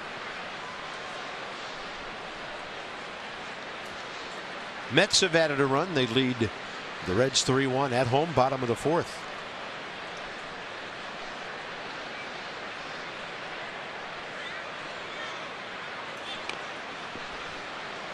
That's why I don't like the bunt with 1 strike. Now you're battling. You know, 1-0, 0-0. Never 2-0 because, you know, you're way ahead in the count. You want to hit. But when you bunt 1-1 or 0-1 and it's foul, now you're up against it.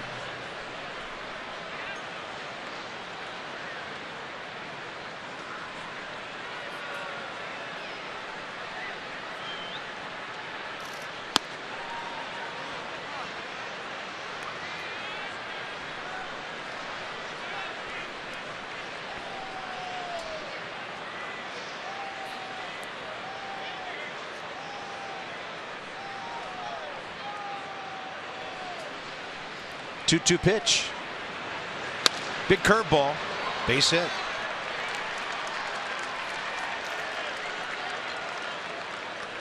So Herrera in this series now. 2 hits, 2 walks. Scored a run last night. And he's 4 for 4 stealing bases, but he'll have a left-hander looking right at him. Freddie Galvis is next. Well, this is one where Dusty Baker might throw over to first base, and then everybody else watch and see if Freddie Galvis squares. You'd think he's bunting right here, but a lot of times you throw over to first just to see the hitter if he tips off what's coming.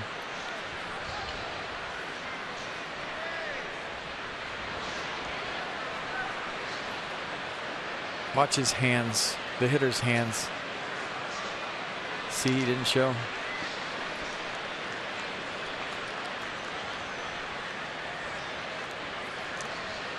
Doesn't mean he's not bunting. He just didn't show right there. But a lot of times guys will move their hands as if to bunt, and now you know what's coming.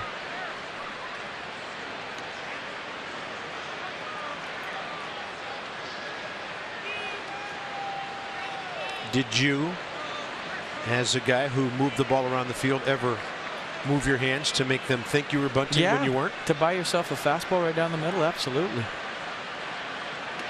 It's a game within the game. He bunts it, and he's off to the races, running in fair ground. Good stretch by Ryan Zimmerman. Good play by Gio Gonzalez. That had right field corner written all over it. The spin move, it's hard to pick up the target. Sidearm throw. That wasn't an easy play. Nice bunt by Freddie Galvis. So he was bunting. There's the hands. Come around late. Perfect bunt down the first baseline, right where you want to sacrifice. But good play by Gio Gonzalez. This was a uh-oh right here, you're thinking. Good stretch by Ryan Zimmerman. Will take the out at first. Maikel Franco is next.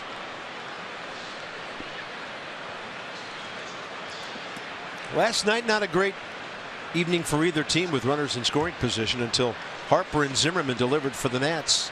So those are your numbers for this night. Close. Murphy got in there. Throw was up a bit. Tried to drop the knee too. Because of the low throw and block, Odubel Herrera back to second base. You see the daylight with the open hand. Tried to block him off with that knee. Didn't work.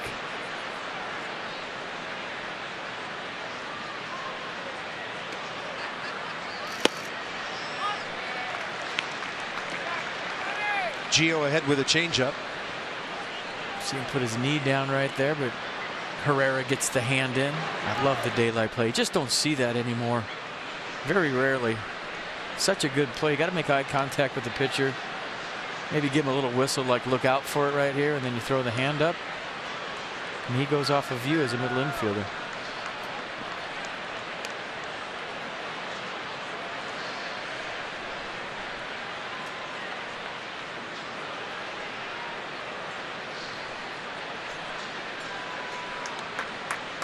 I see Murphy look at him, holding him close.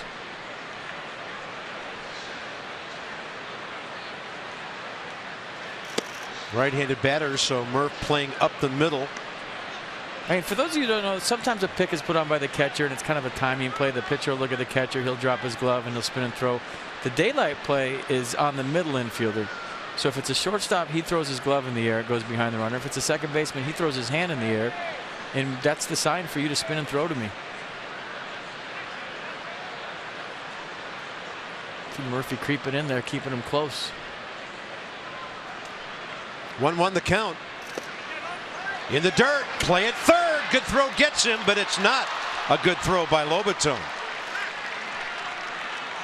Off to the foul side, and Anthony Rendon had to block it to keep it from going down the left field line.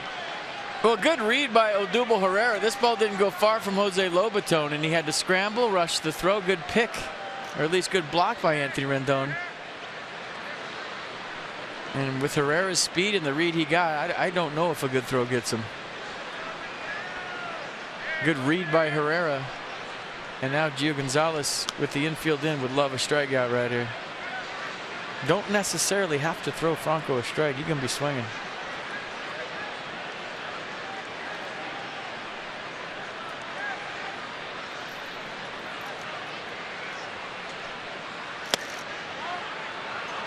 Three and one.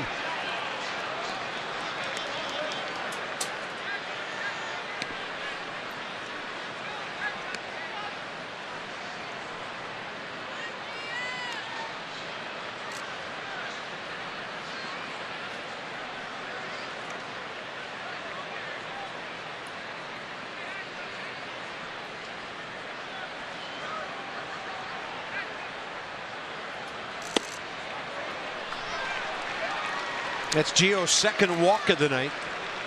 And now his nemesis, Darren Ruff, coming up. Double play is in order. Well, the way Gio Gonzalez has been down with everything tonight, all the ground ball outs he's received, that's a smart move. A little pitch around, work for the double play right here, and pitch below the strike zone.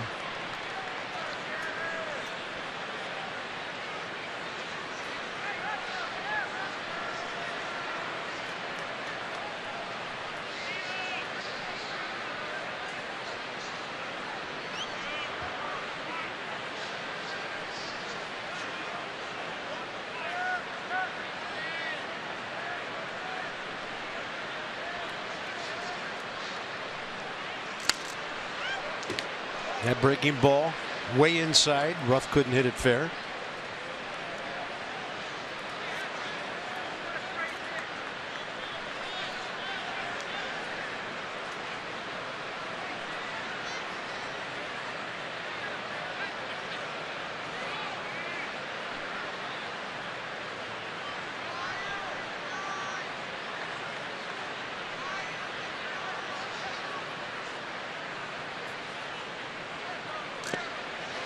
Lobaton scrambling again. Good play to keep Franco at first.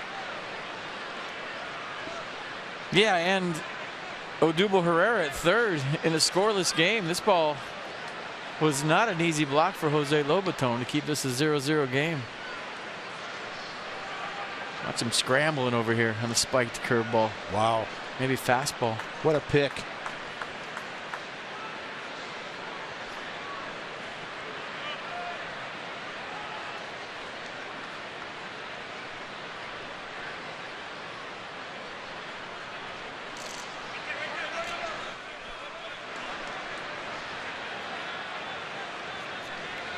I mean, as a catcher right now, you know he's pitching down. He wants the ground ball, so you're anticipating the block, and he's doing a nice job of keeping it in front. And Mike Maddox going to come out and have a talk with Gio. I mean, if you want a ground ball, the two-seam fastball works, the changeup works. If you want the strikeout, the curveball works. So maybe that's what they're thinking, strikeout right here. But maybe this is a change in the thought process trip to the mound. Like, hey, let's two-seam him, try to get a ground ball.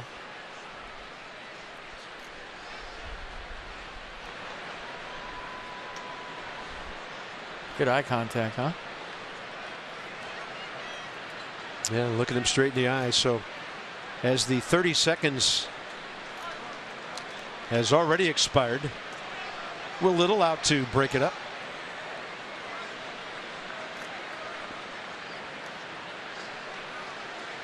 Fourth inning featured 2 strikeouts, a base hit, and a walk. That's why he threw all those pitches, 24 of them, and along top of the 6th here.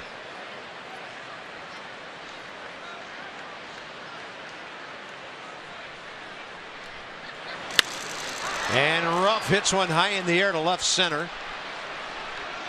Taylor grabs it. Phillies will take the lead.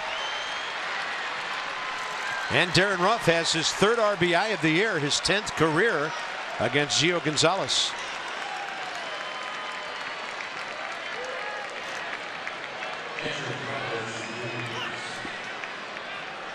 A pretty good at bat by Darren Ruff. Got into a hitter-friendly count. Got a pitch he could handle.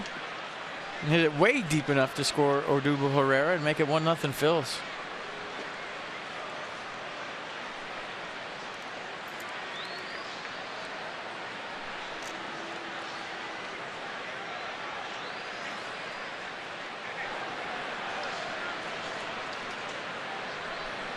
Carlos Ruiz 0 for 1 with a walk.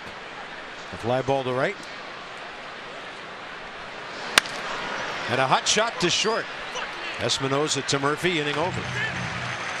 The leadoff hit by Odubel Herrera helps put the Phillies on top on a cold night, but some hot food to go with it. The rat bums. Here we go.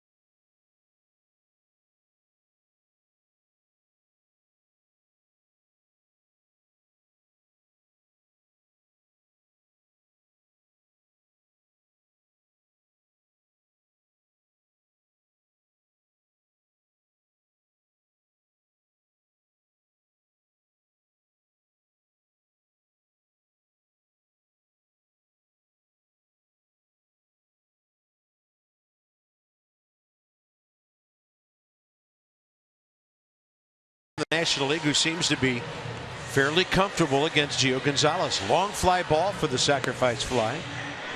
So we go bottom 6, top of the order for the Nationals. Here's our freight rail works due up, and what Taylor, Rendon, and Harper have done since the beginning of last year against Philadelphia pitching. Well, this is a definite change your seat moment at home.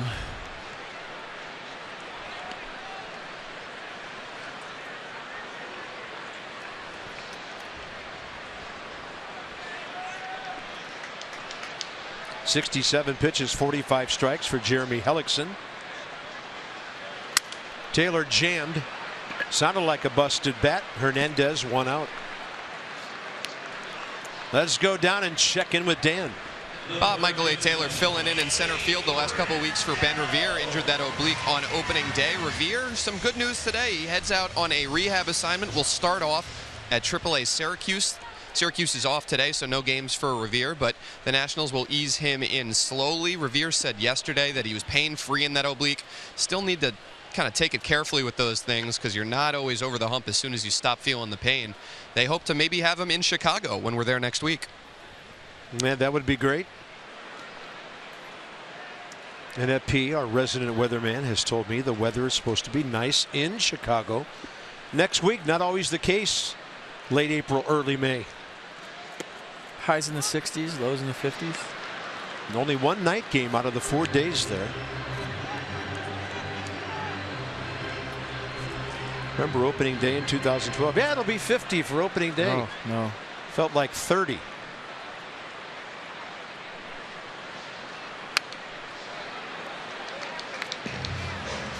Nats box, 2 hits. Murphy, leadoff double in the second, never left second base. And then Danny Espinosa's 34th career bunt hit and his 500th base hit career.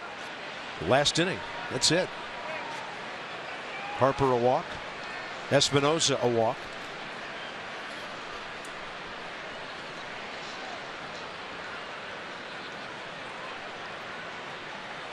And then, by the way, the Nats are now embarking on their 3rd time around against Hellickson. Second time around, they went 1 for 9 with that bunt base hit.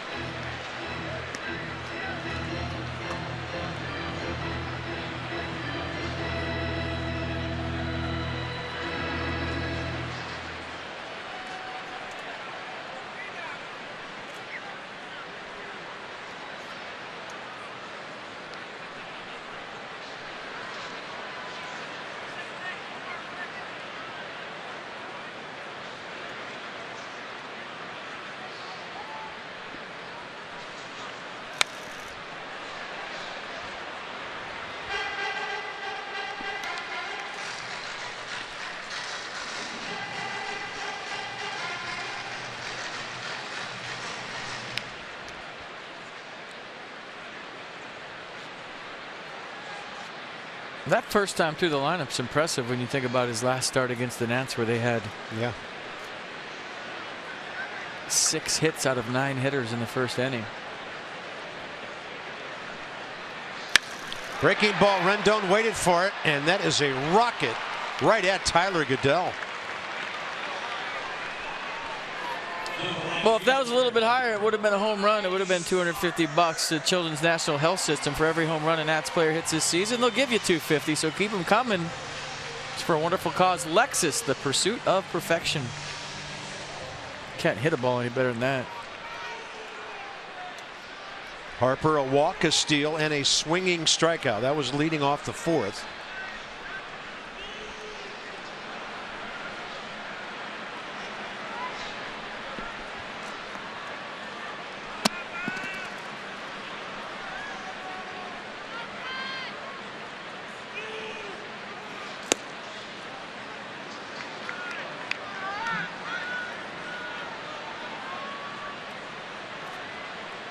So does that strikeout last time give you confidence to go after a guy with 9 homers in a 1-0 game, or do you take your chances with somebody else?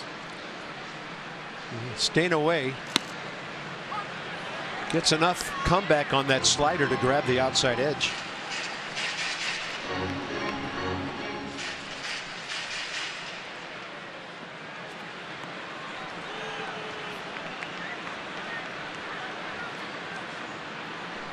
One pitch. There's the big curveball. Same area, but outside. 2-1. Home runs. Nothing to left field yet. 3 straight away, and then some absolute bombs to right. When the weather heats up, you'll see more to left. Agreed.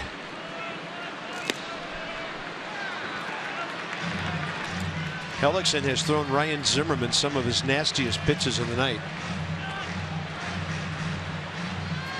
So Ryan awaits with 2 outs here in the 6th. He has seen breaking balls, changeups, and Hellickson has struck him out twice, hitting behind Bryce.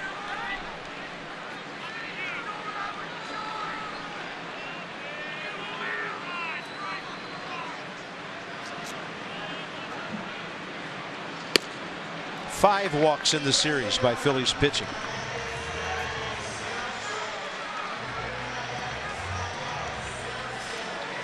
Well, Hellickson sped up his delivery. It's something he worked on in spring training. He was pretty quick with Danny Espinosa on first base in the 5th. Kind of forgot about Bryce Harper in the 1st when he took off and got that monster jump to steal 2nd. So I'm sure in a 1-0 game he will really be aware of Bryce Harper right here. And Dusty Baker hoping that he thinks about Bryce more than Ryan Zimmerman and leaves one out over the plate.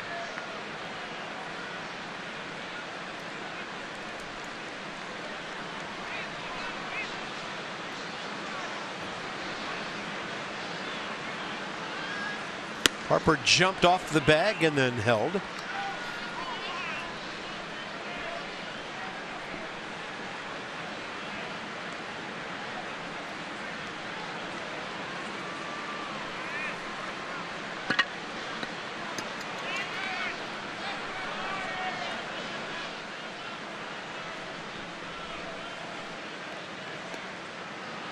Gave him the quick move, and Harper back in plenty of time. The Nats this year, 9 steals in 12 attempts. Bryce has 4 of those.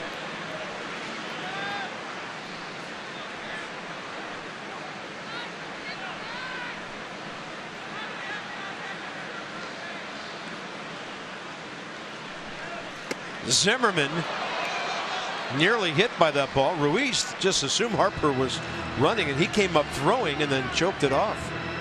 Not sure how that ball missed Ryan. There's a changeup well off the plate. As a runner too, you're anticipating it hits him. And you see Bryce putting the brakes on. He didn't see it roll away.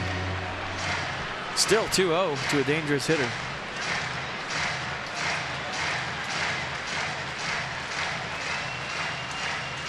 One nothing Phillies on a chilly night.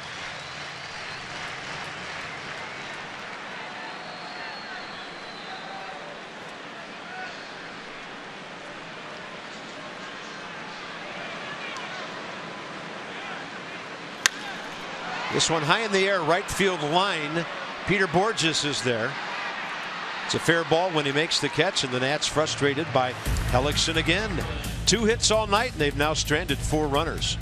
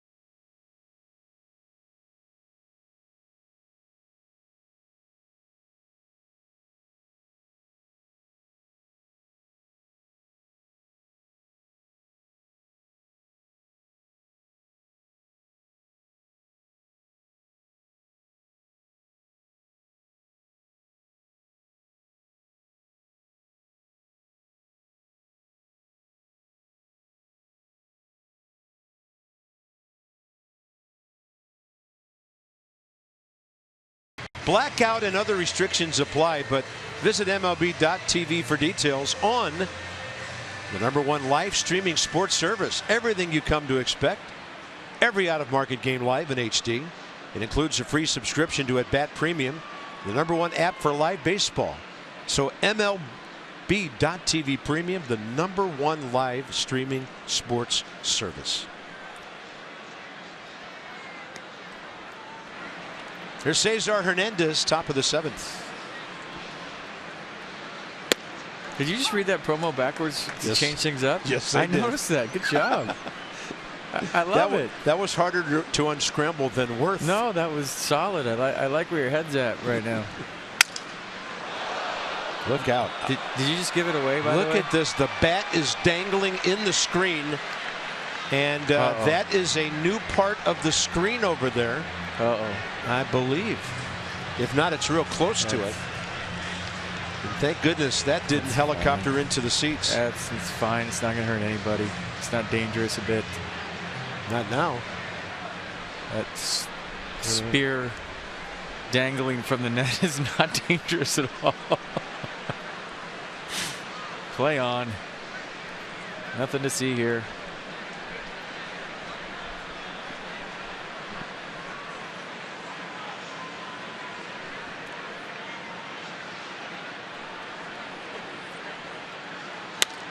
And a drive to short, and that ball took off on Danny Espinosa. He took a hard step to his left, and it seemed to go back the other way. Base hit by Hernandez. Looked like he might have lost this line drive, huh? Oh, no, it was knuckling and came back. Look at that ball knuckling on Espinosa. That ball started over outside his left shoulder and came back to his right shoulder. Ball squared up perfectly. It's like a 100-mile-an-hour knuckleball coming at you.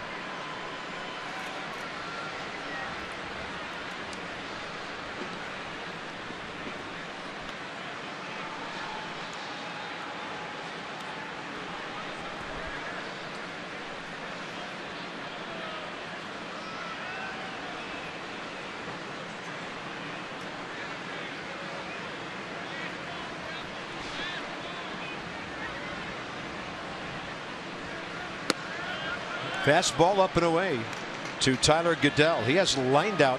That was that really hard hit ball in the second inning. A one-hopper that Murphy speared on the backhand side. And then Bryce Harper didn't exactly rob him because it was a foul ball, but Harper retired him on a great play in the 5th inning.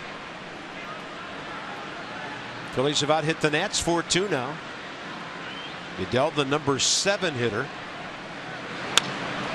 And that's a pretty big rip right there, 1-1.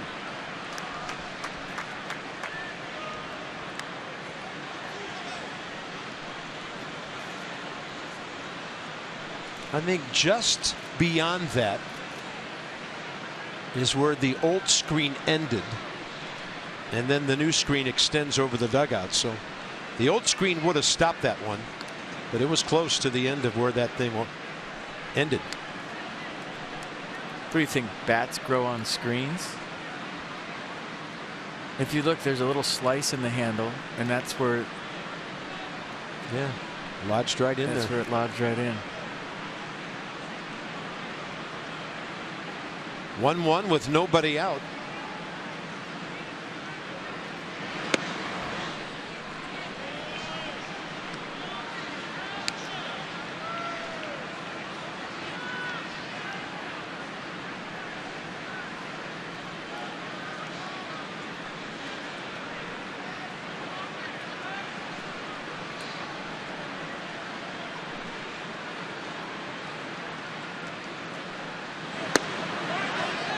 Three and one.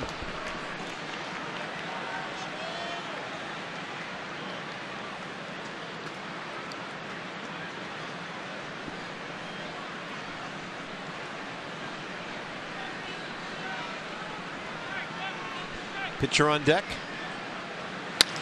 Base hit. Hernandez stopping at second, so the pitcher. This works out really well for Pete McCannon right here. Hellickson a chance to bunt them both ahead.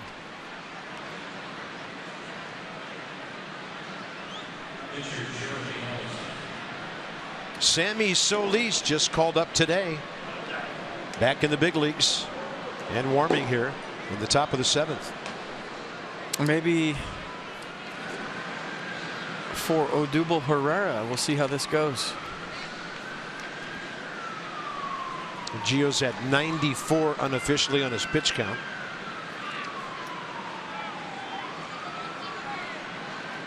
Doesn't have to be a good bunt here by Hellickson. He's got good wheels out there on both ends.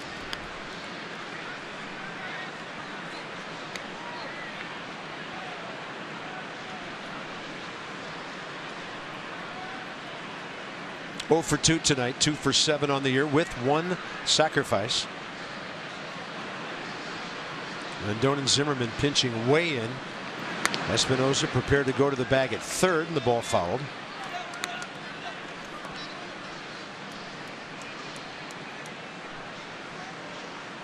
I mean, even if you put the wheel play on here where Danny Espinosa takes off, sprints to third, Rendon crashes, it would have to be a real hard bunt to get Cesar Hernandez at third base, because he can fly.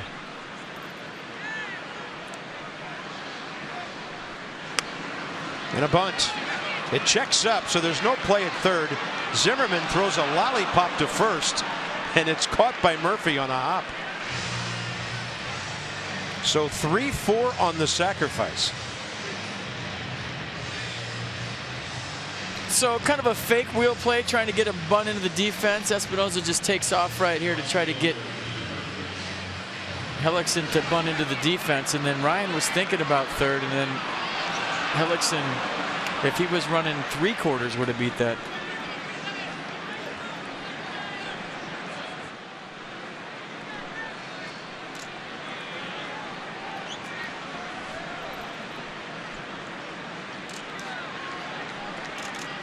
So the infield's in, first base open. Peter Borges stepping in.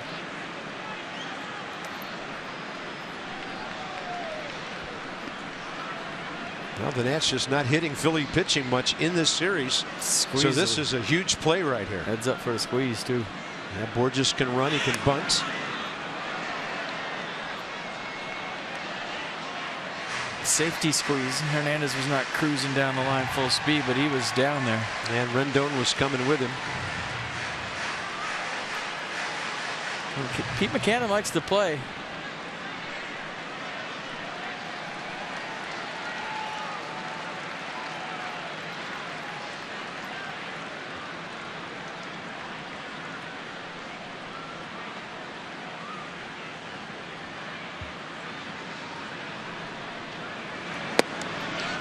No sign of squaring there, and the curveball low. So you're looking for the answer from the hitter. A lot of people look at the third base coach, but you look for an answer from the hitter. Borges just went to his helmet. Sometimes that's the answer to the squeeze sign. You want confirmation from the hitter that he picked up the sign, so most teams will have an answer from the hitter that they got it.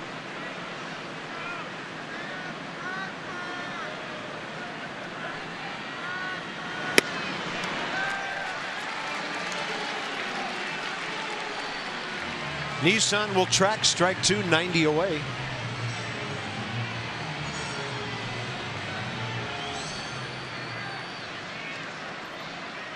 Pitch number 100 coming. Gio talking to himself.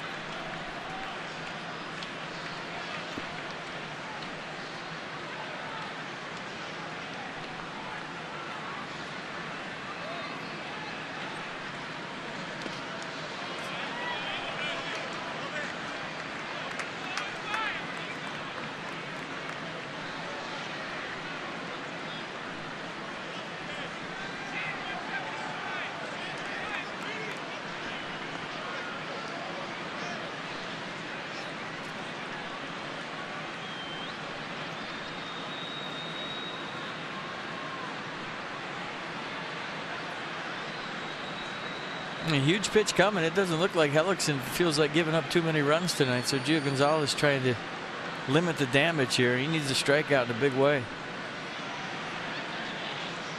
2-2 with 1 out.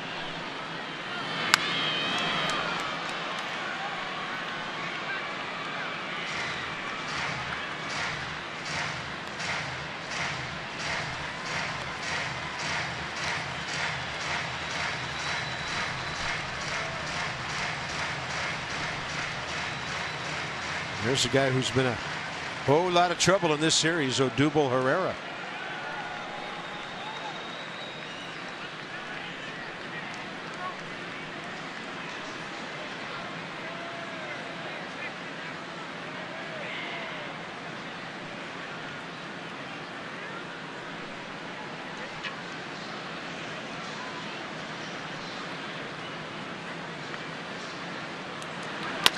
The 2-2 tapper to third. Play at home. Rendon. He throws it high. And the Phillies lead 2-0. Hernandez down the line in an instant.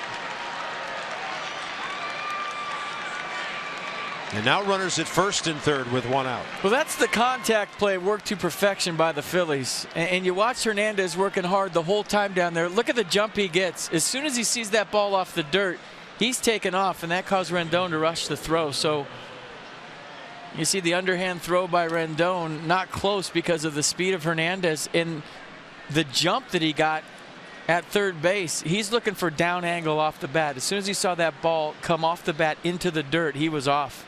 And with his speed, you had to rush.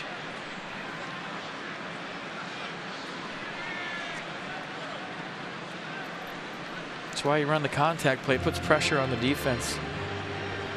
Watch how quick this happens. Look at Hernandez, top of the screen. Momentum never stops. Full speed. Would have been interesting on a good throw. Would have been bang bang at the plate. Might have had a chance. Tough to tell.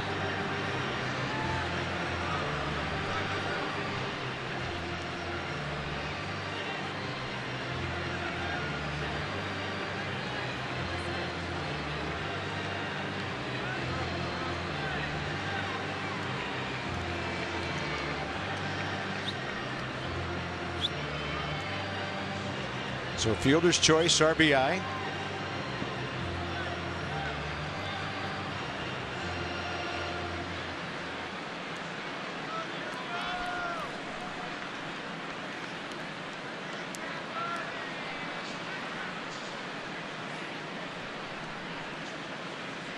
Top of the order, Herrera. Base hit last time. Led off the 6th inning, and you guessed it, the Phillies scored in that frame. Goodell at third. Borges at first. Good speed. A lot of pressure on Gio and the Nats defense here.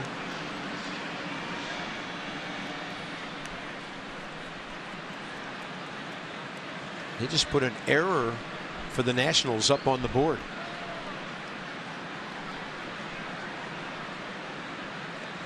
So fielder's choice, and I guess the E5 wipes away the RBI. I mean, you can't assume he's going to be out the play. That's not the right call. How do you know he's going to be out? It's just like you can't assume a double play. If a runner advanced on the errant throw, then you give an error, but that's fielder's choice RBI. That's the wrong call. Completely wrong.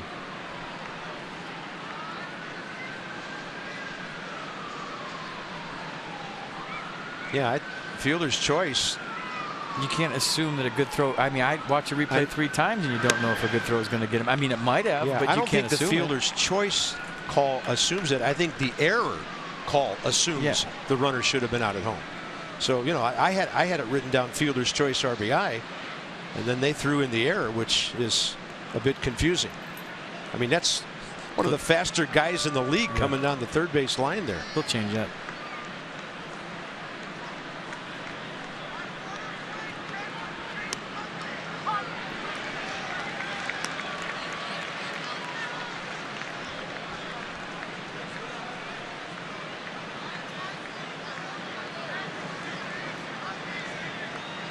One and one the count to Herrera.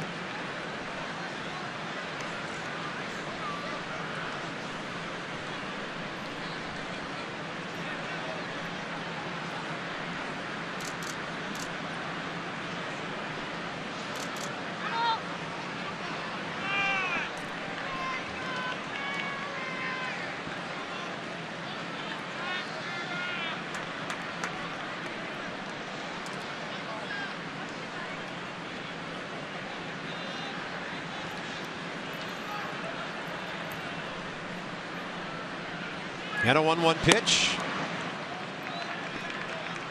88 must have been low. 2-1. Gio 70 pitches through 5 innings. And now 4 outs later, 105.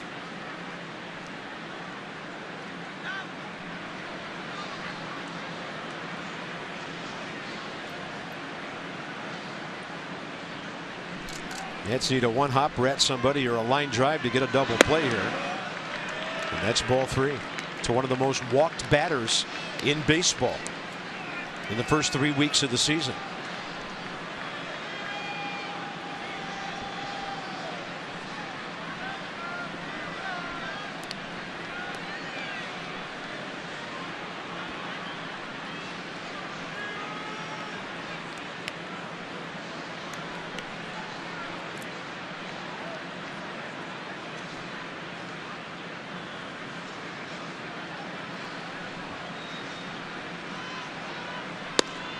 That's on the edge, 3-2.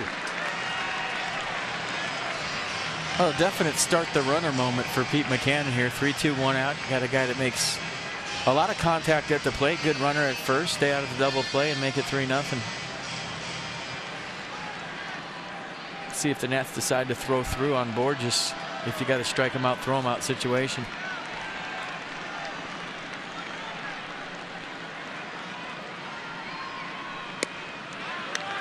Close. That was unusual. They did not start the runner. Herrera takes a borderline pitch. And here comes Dusty. That's it for Gio. Couple of walks in the last 2 innings. So this is still reasonable at 2-0. We'll see if Sammy Solis, just called up, can keep it close.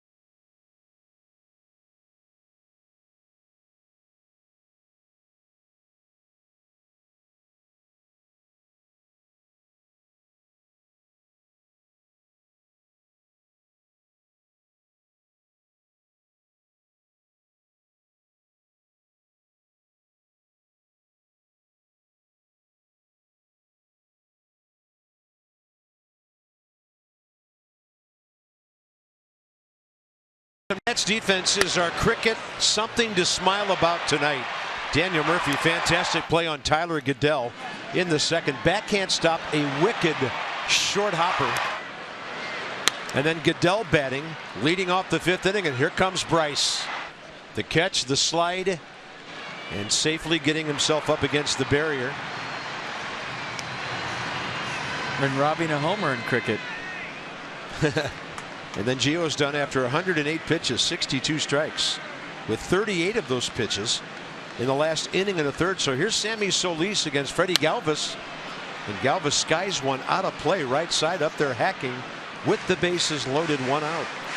I'll tell you what, Gio keeps pitching like he's pitching. He's going to come out on the good side way more times than not this year. He has been outstanding.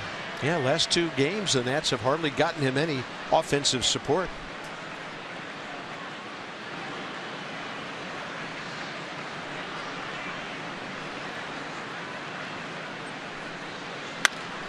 Up the middle, could be 2. Murphy, Espinosa, 4-6-3. And if the Nats come back and win this one, that could be a momentum turner prior to the 7th inning stretch. Murphy, Worth, and Espinosa. Well done, Sammy Solis.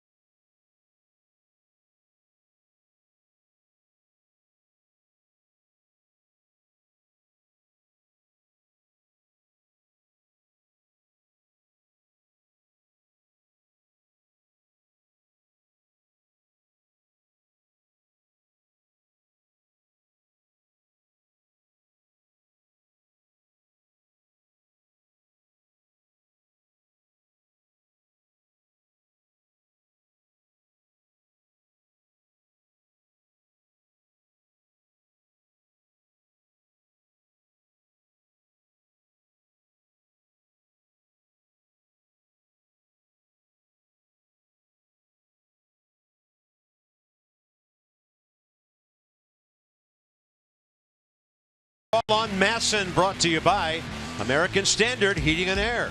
It's their all-star sales event with up to $1,100 in instant rebates or 0% APR for 36 months. By Ocean City, Maryland, let us show you a good time in Ocean City, Maryland. Book now at OCOcean.com. And by your local Kia dealers, visit DCKiaDealers.com to learn more. Could have been a whole lot worse. It's just a 2-0 game. As we go to the bottom of the 7th inning, Murphy, Worth, and Espinoza coming up. And tomorrow we will close out the series and the homestand as Tanner Roa, Mr. Strikeout, against Minnesota with 15 big ones over the weekend. What does he have in store? And then Aaron Nola, 0-2, 568 in 3 career starts against the Nats. They hit him pretty hard on April 16th, 7 runs in 5 innings. And Nats extra 330 from charting to starting, Tanner Roark. It's a fairly good outing last time. I mean, you know, people are asking him, well, what were you feeling? What were you thinking? He said, I'm just out there pitching. You throw your stuff, takes care of it, and you're not out there thinking, because then you're going to get yourself in all kinds of trouble. Well, he told me he felt like he had 8 strikeouts, and that's called being in the zone. When you're not thinking about anything, you're just out there doing your thing. And if you could bottle that and sell it, you'd be a billionaire. But he literally told me, he said, I thought I had 7, 8 strikeouts. Well, if a ground ball can change the course of a ball game, we'll see if that one does for the Nats.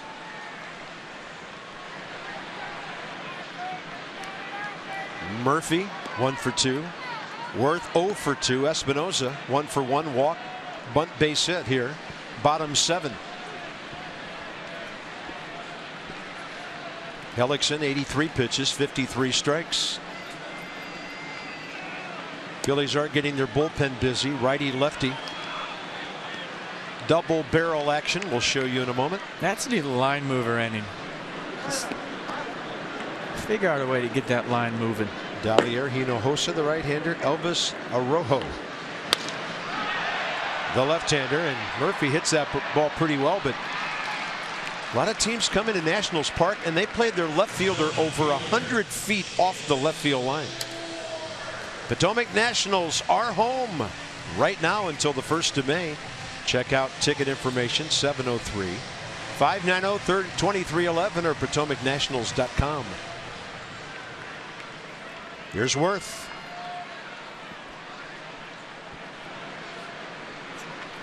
Against a right-handed batter. Goodell will play straight away left field. Worth hit one to him fairly deep in the 2nd. Struck out swinging, leading off the 5th. And Jason, who's been doing more first pitch swinging lately, up there pumping.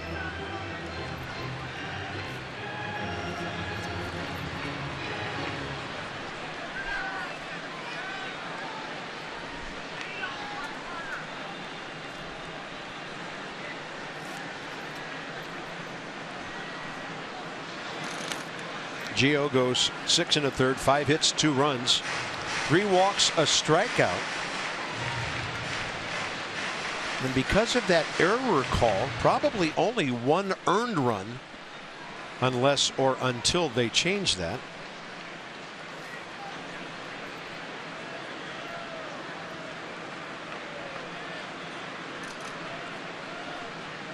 One to Jason.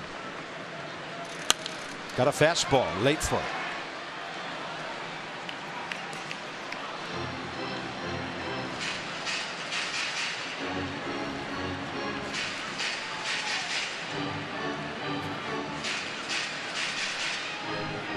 Hellickson's been good. He's pitched around 3 walks. He has struck out 7, given the Nationals only 2 hits.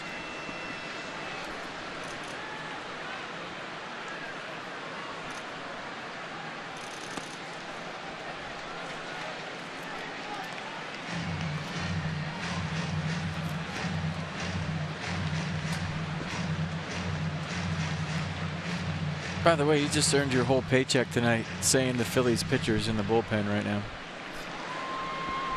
Oh, Hinojosa and Yeah. Arujo. Yeah, those are rough ones. Worth jammed a bit and he fouls it. There's the bat still hanging around.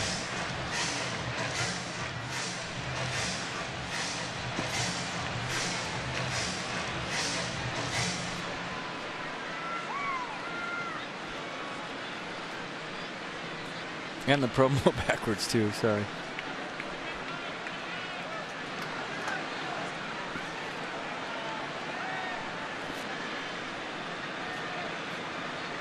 Two. And on a changeup, it ends up outside and in the dirt. Strikeout number 8. Mercedes-Benz will track it. Yeah, made him aware of the fastball in. You see pitch number 5 and then goes to the other side. Way down, way away.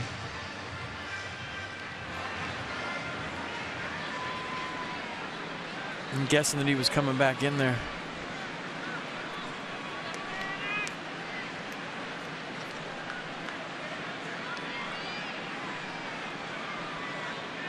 Hellickson had 1 start last year when he struck out 8. June 27th at San Diego. Career high 10 5 years ago with Tampa Bay against the Angels.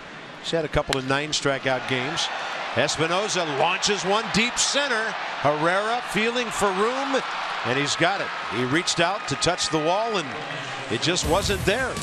Nats go 1-2-3 to the 8th in a 2-0 game.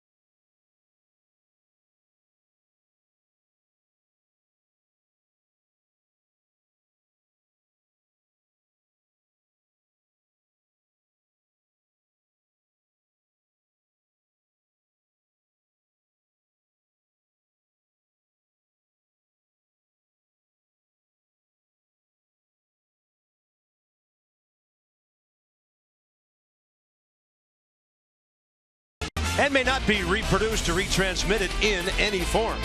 And the accounts and descriptions of this game may not be disseminated without the express written consent of the Washington Nationals. On to the 8th inning. Phil's 2, Nats nothing. Franco, Ruff, Ruiz. 3-4-5. Sammy Solis for the Nationals. 2 pitches, 2 strikes. The double play ball against Galvis that ended the 7th. Sammy back out there facing Franco. Home run swing, strike 1. That was 87 on the changeup.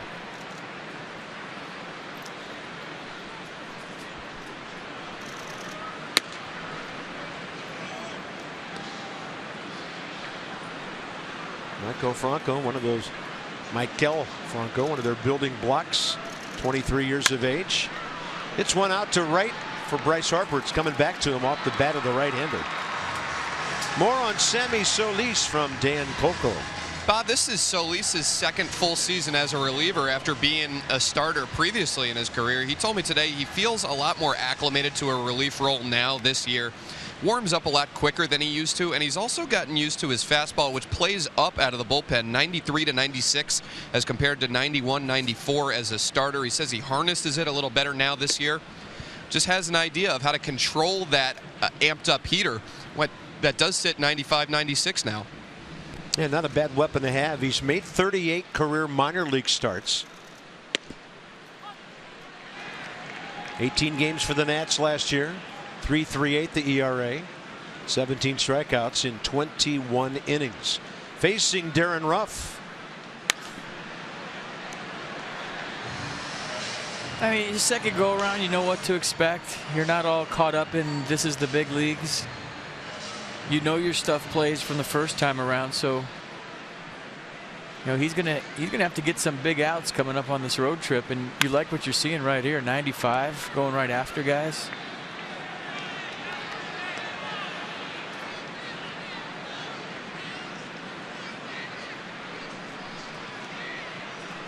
Darren Ruff 1 for 2 with a base hit and a sac fly.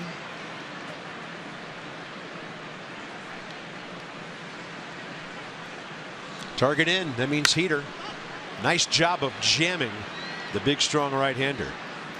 Ryan Zimmerman's always wanted to catch a pop fly out near second base, so he takes it. 2 outs. Waving off Murphy, who was playing up the middle. Next up, Carlos Ruiz. You better dust off your jammage meter, partner. I know it's been in the cellar all winter, but you got to get it out. Yeah. Well, we're waiting for severe. That means busted bat. And by the way, the Mets have opened up a 5-2 lead at home over the Reds. And they're trying to win their 6th in a row. Nats have their own business to take care of. But while Washington goes on that road trip, the Mets will be playing the Brewers, the Diamondbacks, and the Phillies.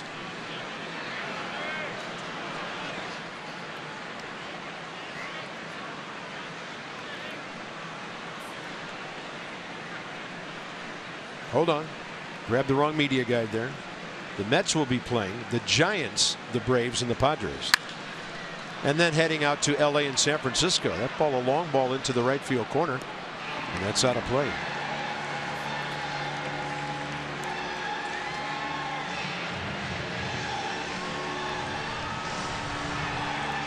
So 2-2 with 2 outs in the 8th. And Sammy Solis trying to close out his outing. Pitcher spot due up second for the Nationals. Bottom 8.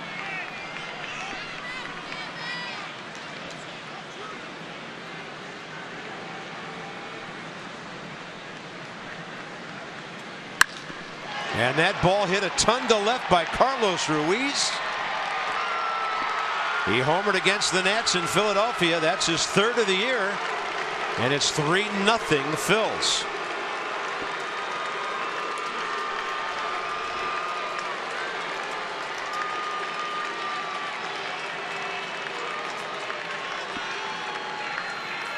Kind of an interesting sequence right there. Sammy Solis shook off Jose Lobaton twice. And I didn't see the signs to see what he shook off, but Carlos Ruiz, the catcher himself, figured shaking off some off speed to get to a fastball because he was on that 3-2 heater like he knew it was coming. Here's Hernandez outside.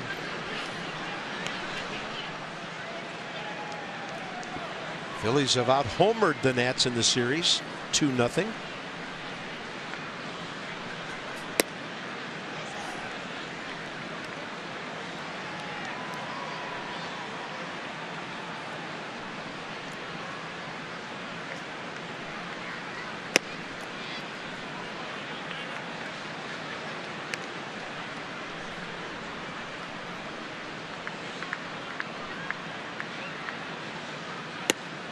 Maybe working a little too quickly after the homer, 4 in a row missing.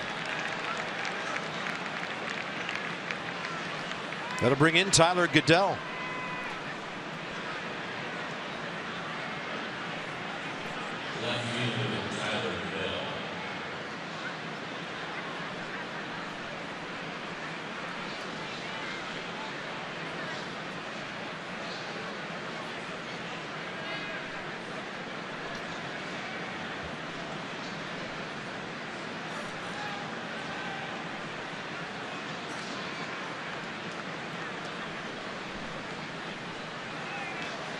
Change in the Philly bullpen.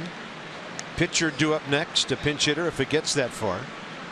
And here's Goodell, who singled to right field last time up.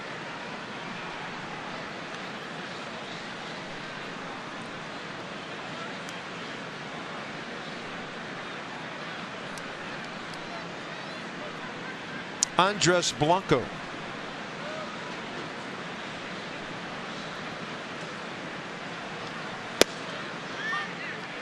And a strike call.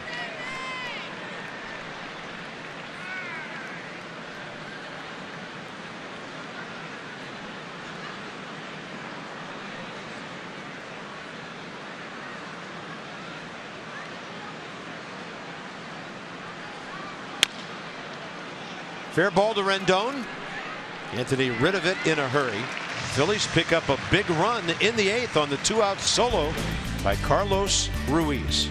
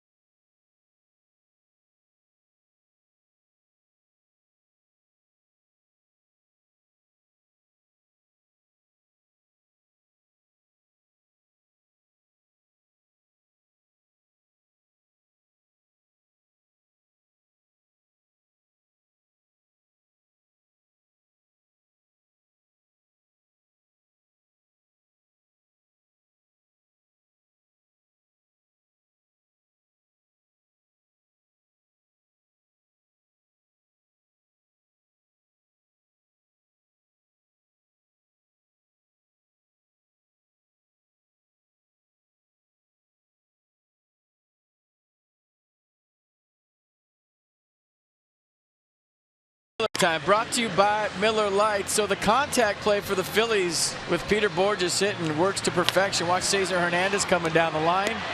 His speed, it was ruled an error by Rendon. I'm being told the scorekeeper thought a good throw gets him. I'm not so sure. But either way, it's a nice aggressive play by the Phillies. It put them up 2-0. Carlos Ruiz homered 3-0, and the Nats with 6 outs left trying to figure out a way. 26-year-old Hector Neris takes over for the Phillies. It'll be his 12th appearance of the year. 0.75 ERA. 12 innings, 20 strikeouts in 12 innings. A run on 6 hits. Yeah, pretty much with that split, it's nasty. Fastball in the low 90s. And the split is the out pitch.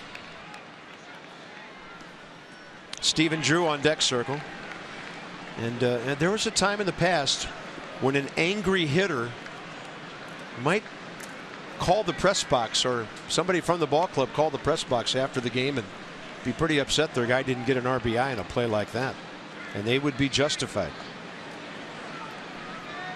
Jose Lobaton against Hector Neris.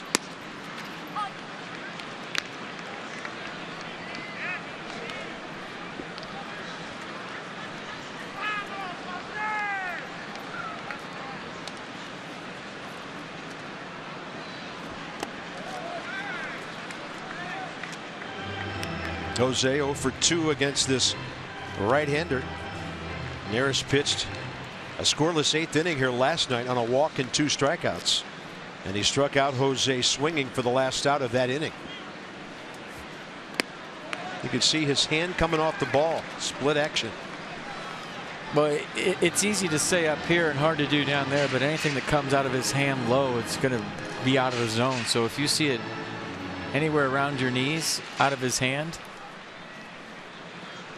probably not going to be a strike, but like I said, that's easy to say, not easy to do.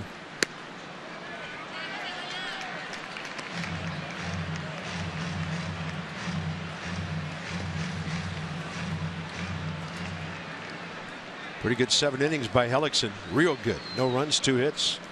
Walked 3, struck out 8, 92 pitches, 60 strikes. And that ball launched high in the air by Lobaton out to right center, but short of the track. 1 out, bottom of the 8th. Here comes Stephen Drew. Johnny Holiday, Phil Wood. It's our next extra post-game show presented by WB Mason. When this one's over tonight.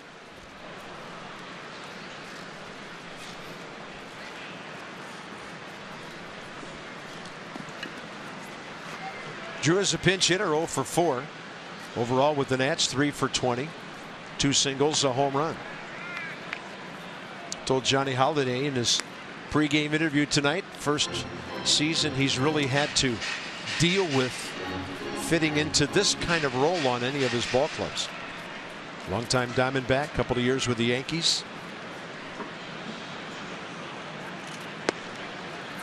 And Dusty said it was big to get him in back-to-back games, because sometimes if you just give a bench guy 1 game, they really don't figure anything out. But if you get, 6, 7, 8 at-bats, he could make those adjustments. So he oftentimes liked to get his bench guys in there back-to-back days. And he had the sleeper at-bat of that 16-inning game where he tried to move the leadoff double, about a 10-pitch at-bat, and ended up lining up to second base. Yeah. That was a great at-bat. Maybe the at-bat of the day, really. Shortstops in Oakland and Boston between his time in Arizona and the Bronx. And it's 3-1. The Nats will take a base runner any way they can get him.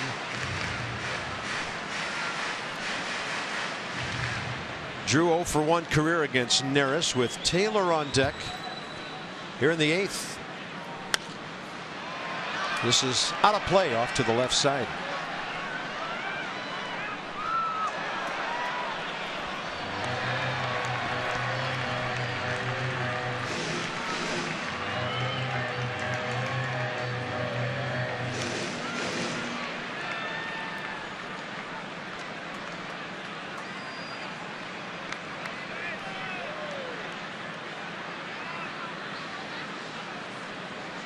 Three-2. Popped up. Short center. Shortstop Freddie Galvis waving off Franco behind him. 2 outs.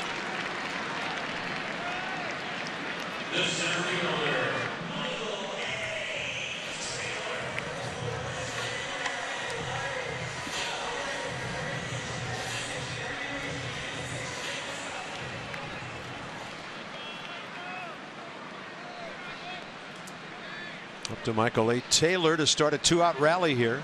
Rendon next.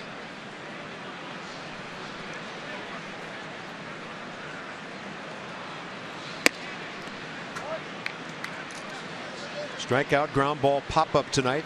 Michael A. 0 for 3. Raining harder now than it has throughout the evening. A couple of sprinkles here and there. And that's a strike. It's 1-1. Fans in the background looking for cover now.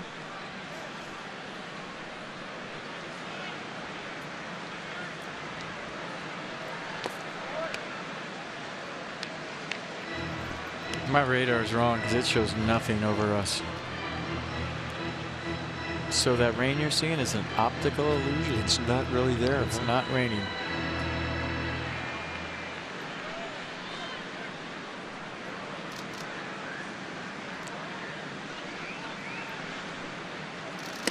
Three and 1. I always thought one of the great ironies in the National League was when the Marlins were in their outdoor ballpark, no roof, umbrellas were not allowed. He's getting her poncho on.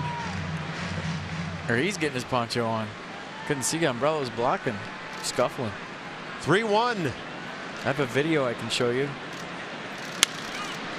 And Taylor pops one up. Right field looking into the raindrops. Peter Borges. And the Nationals are done in the 8th inning. They haven't had a hit since Danny Espinosa's bunt in the 5th.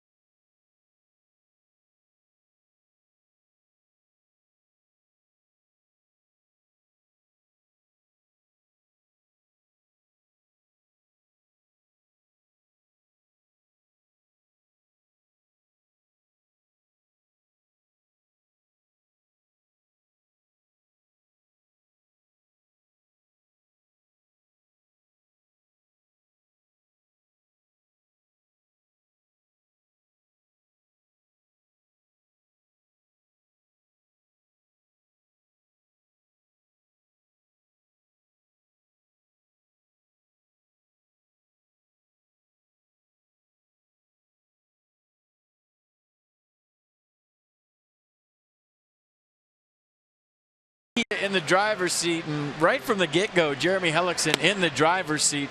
We mentioned his last start against the Nats, one he wanted to forget. This one, definitely one he'll want to remember. 7 innings, 8 strikeouts, 3 walks, only gave up 2 hits.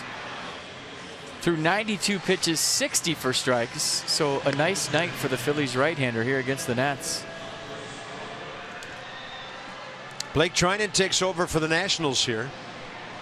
Trying to keep it a 3-0 game, top of the ninth. 9th appearance, 7 innings, 3 hits, a run. Andres Blanco pinch hits for Neris and leads off top 9. Andres Blanco 2 for 4 career against Blake.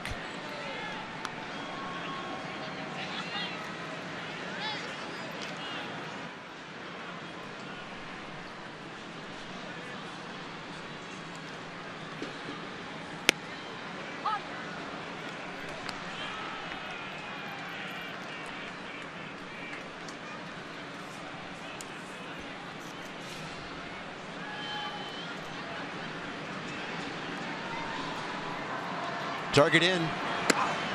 That'll move the hitter back, and it's 1-1.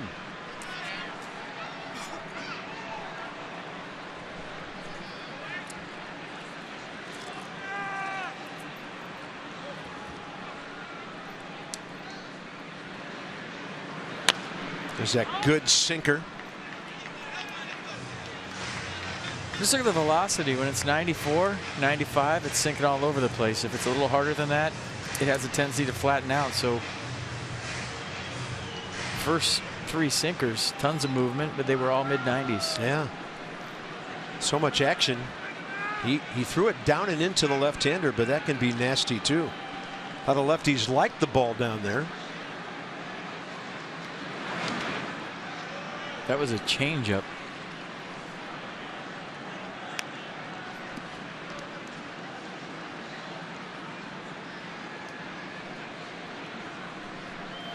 The Phillies are trying to deal the Nationals their first series loss of the year.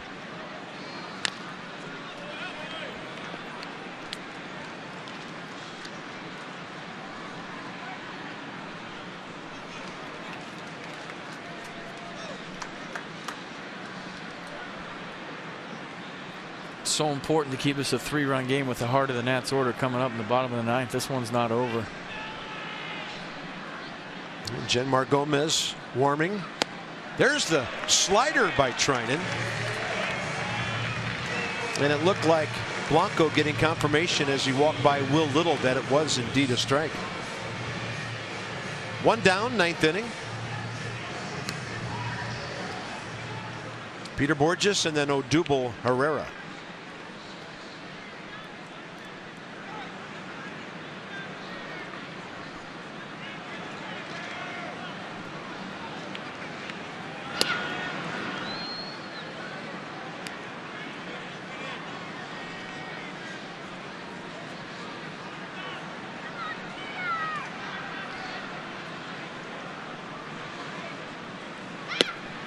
According to the scoreboard, they did give him an RBI on that ground ball ruled an error back in the 7th inning.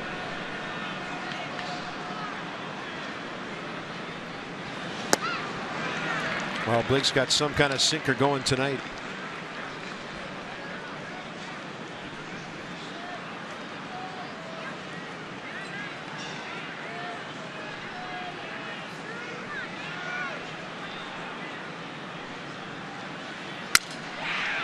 Sounded like a busted bat, and Borges able to muscle it into center field.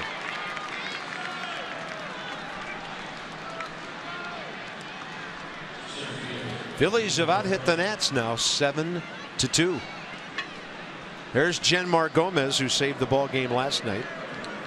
He has 5 saves on the year.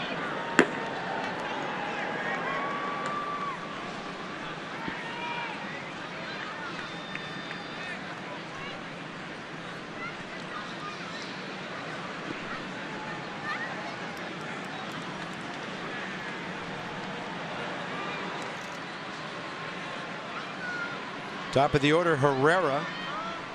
1 for 4 with an RBI against Blake Treinen.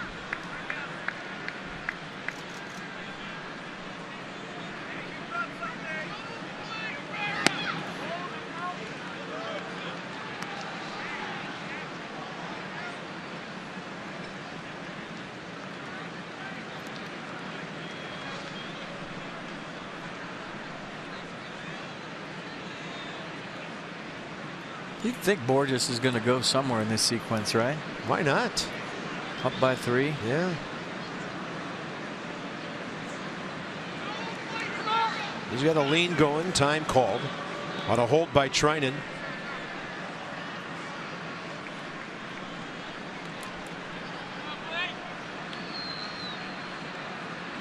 Yeah, Pete McCannon kind of playing with house money right now. On the road, 3-0 lead, 9th inning.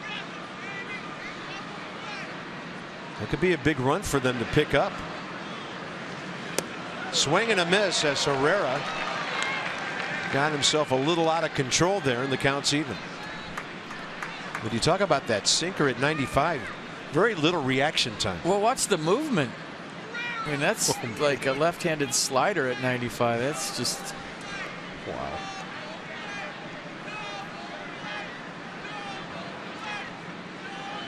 I don't know that I've ever seen a sinker move that much as that last pitch.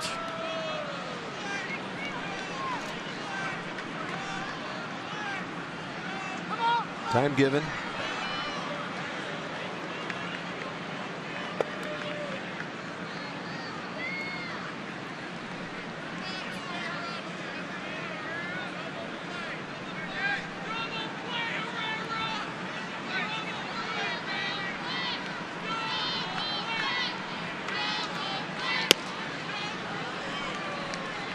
See, that one had a little more run. That means, you know, you get inside of it a little bit. But the one before that, he was on top of it, so it had sink, meaning going down, and run away from Herrera.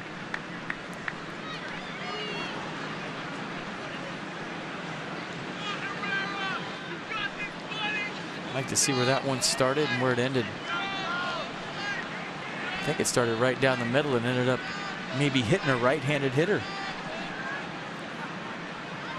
2-1.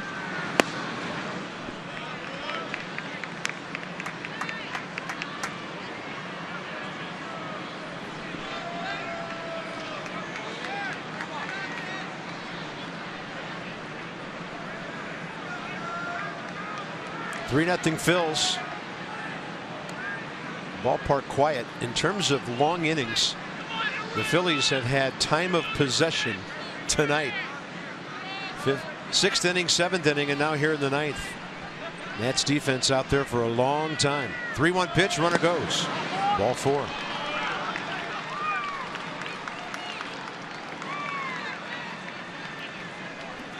Freddie Galvis, contact man, coming in.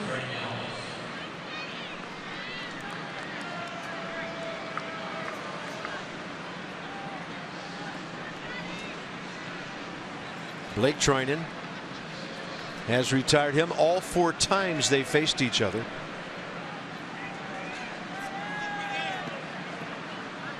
Dusty Baker wants to see his relievers attack, attack, attack. Go right after guys. If they hit you, they hit you. You tip your cap, get them tomorrow. And I just think at times Blake Trinan has so much trouble harnessing all that movement he has. It's hard for him to throw strikes. Not trying to throw balls out there, but it's hard to keep that sinker in the zone because, as we're seeing, who knows where it's going to end up. That said, you got to find a way.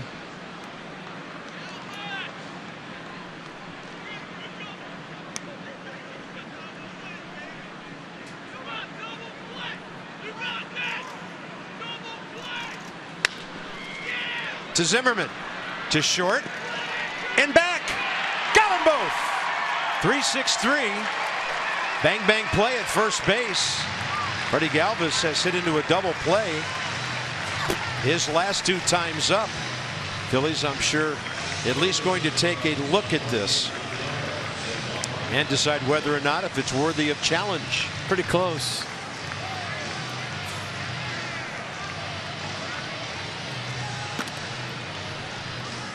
Seems like the players always tell you what they think, and they're usually right. And everybody off the field, and yeah, he's out. We're going to the bottom of the 9th. Rendon, Harper, and Zimmerman. The Nats need 3.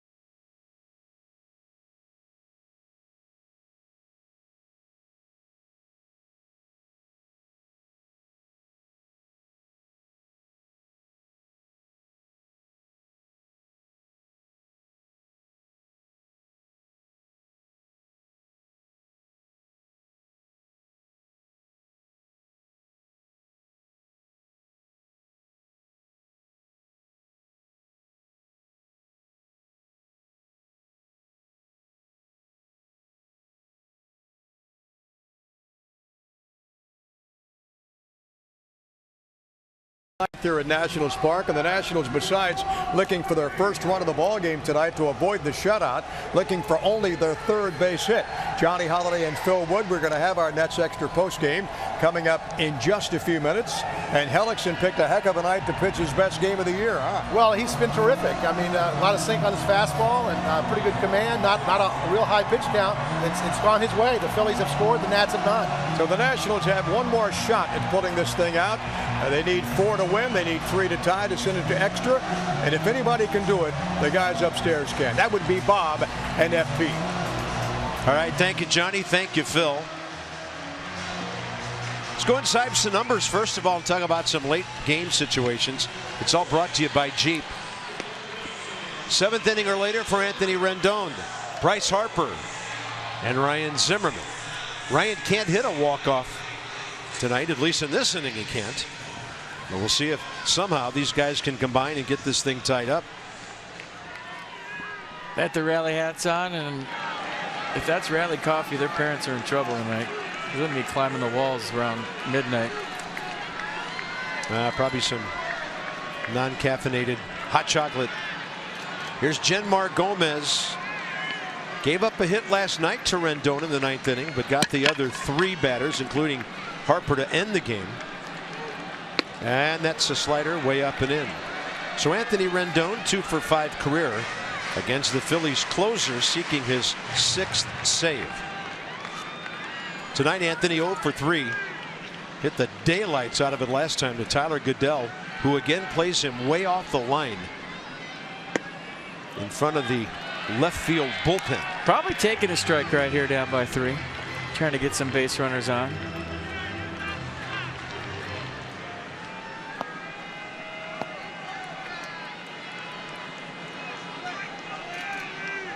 .28-year-old right-hander. 6 career saves, 5 of those this year. Ooh. Good movement and some sink, and he got the call by the young umpire, Will Little. I thought it was down. Pitch track will probably think it's a strike, but watch how Ruiz catches that. He takes it with him and almost took it out of the zone.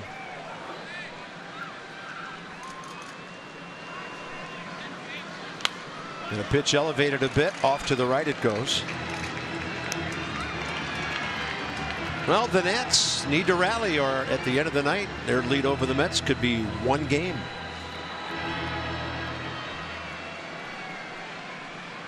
They've only lost successive games once this year.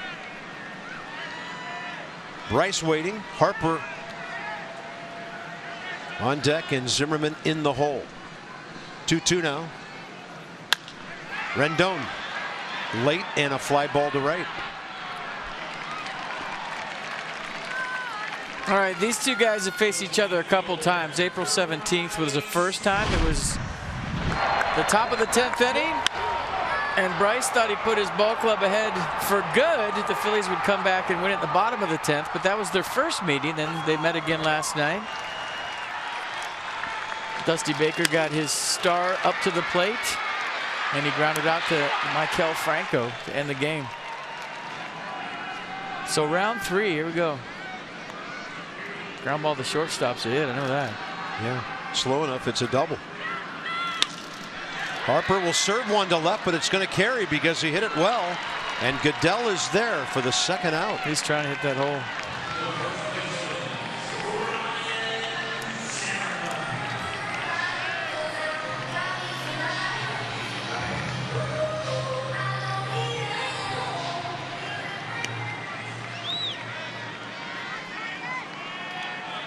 So Bryce Harper now 2 for 4 career against Gomez. Ryan Zimmerman facing him for the first time.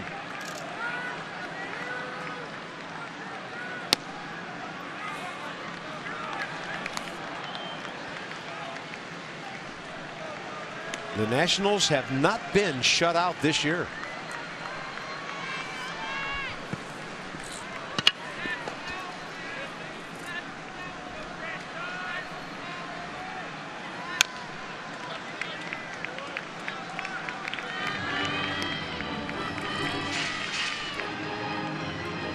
I'm done trying to figure out baseball this year.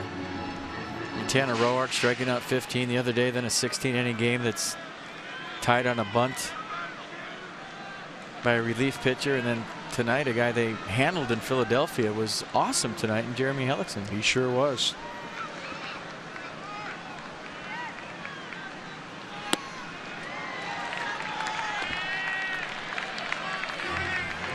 Just never know what you're going to see every day. Like Lions in the background. Lions behind home plate, a bat stuck in the screen, and who knows. And a 1-2. Good take by Ryan Zimmerman. I'm sorry. Where did those guys come from? I don't know.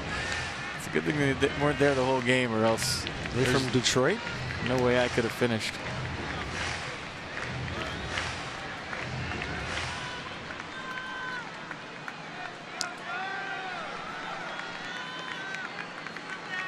Two. 1 strike to go. That's it. Home plate umpire Will Little looked at it for a moment.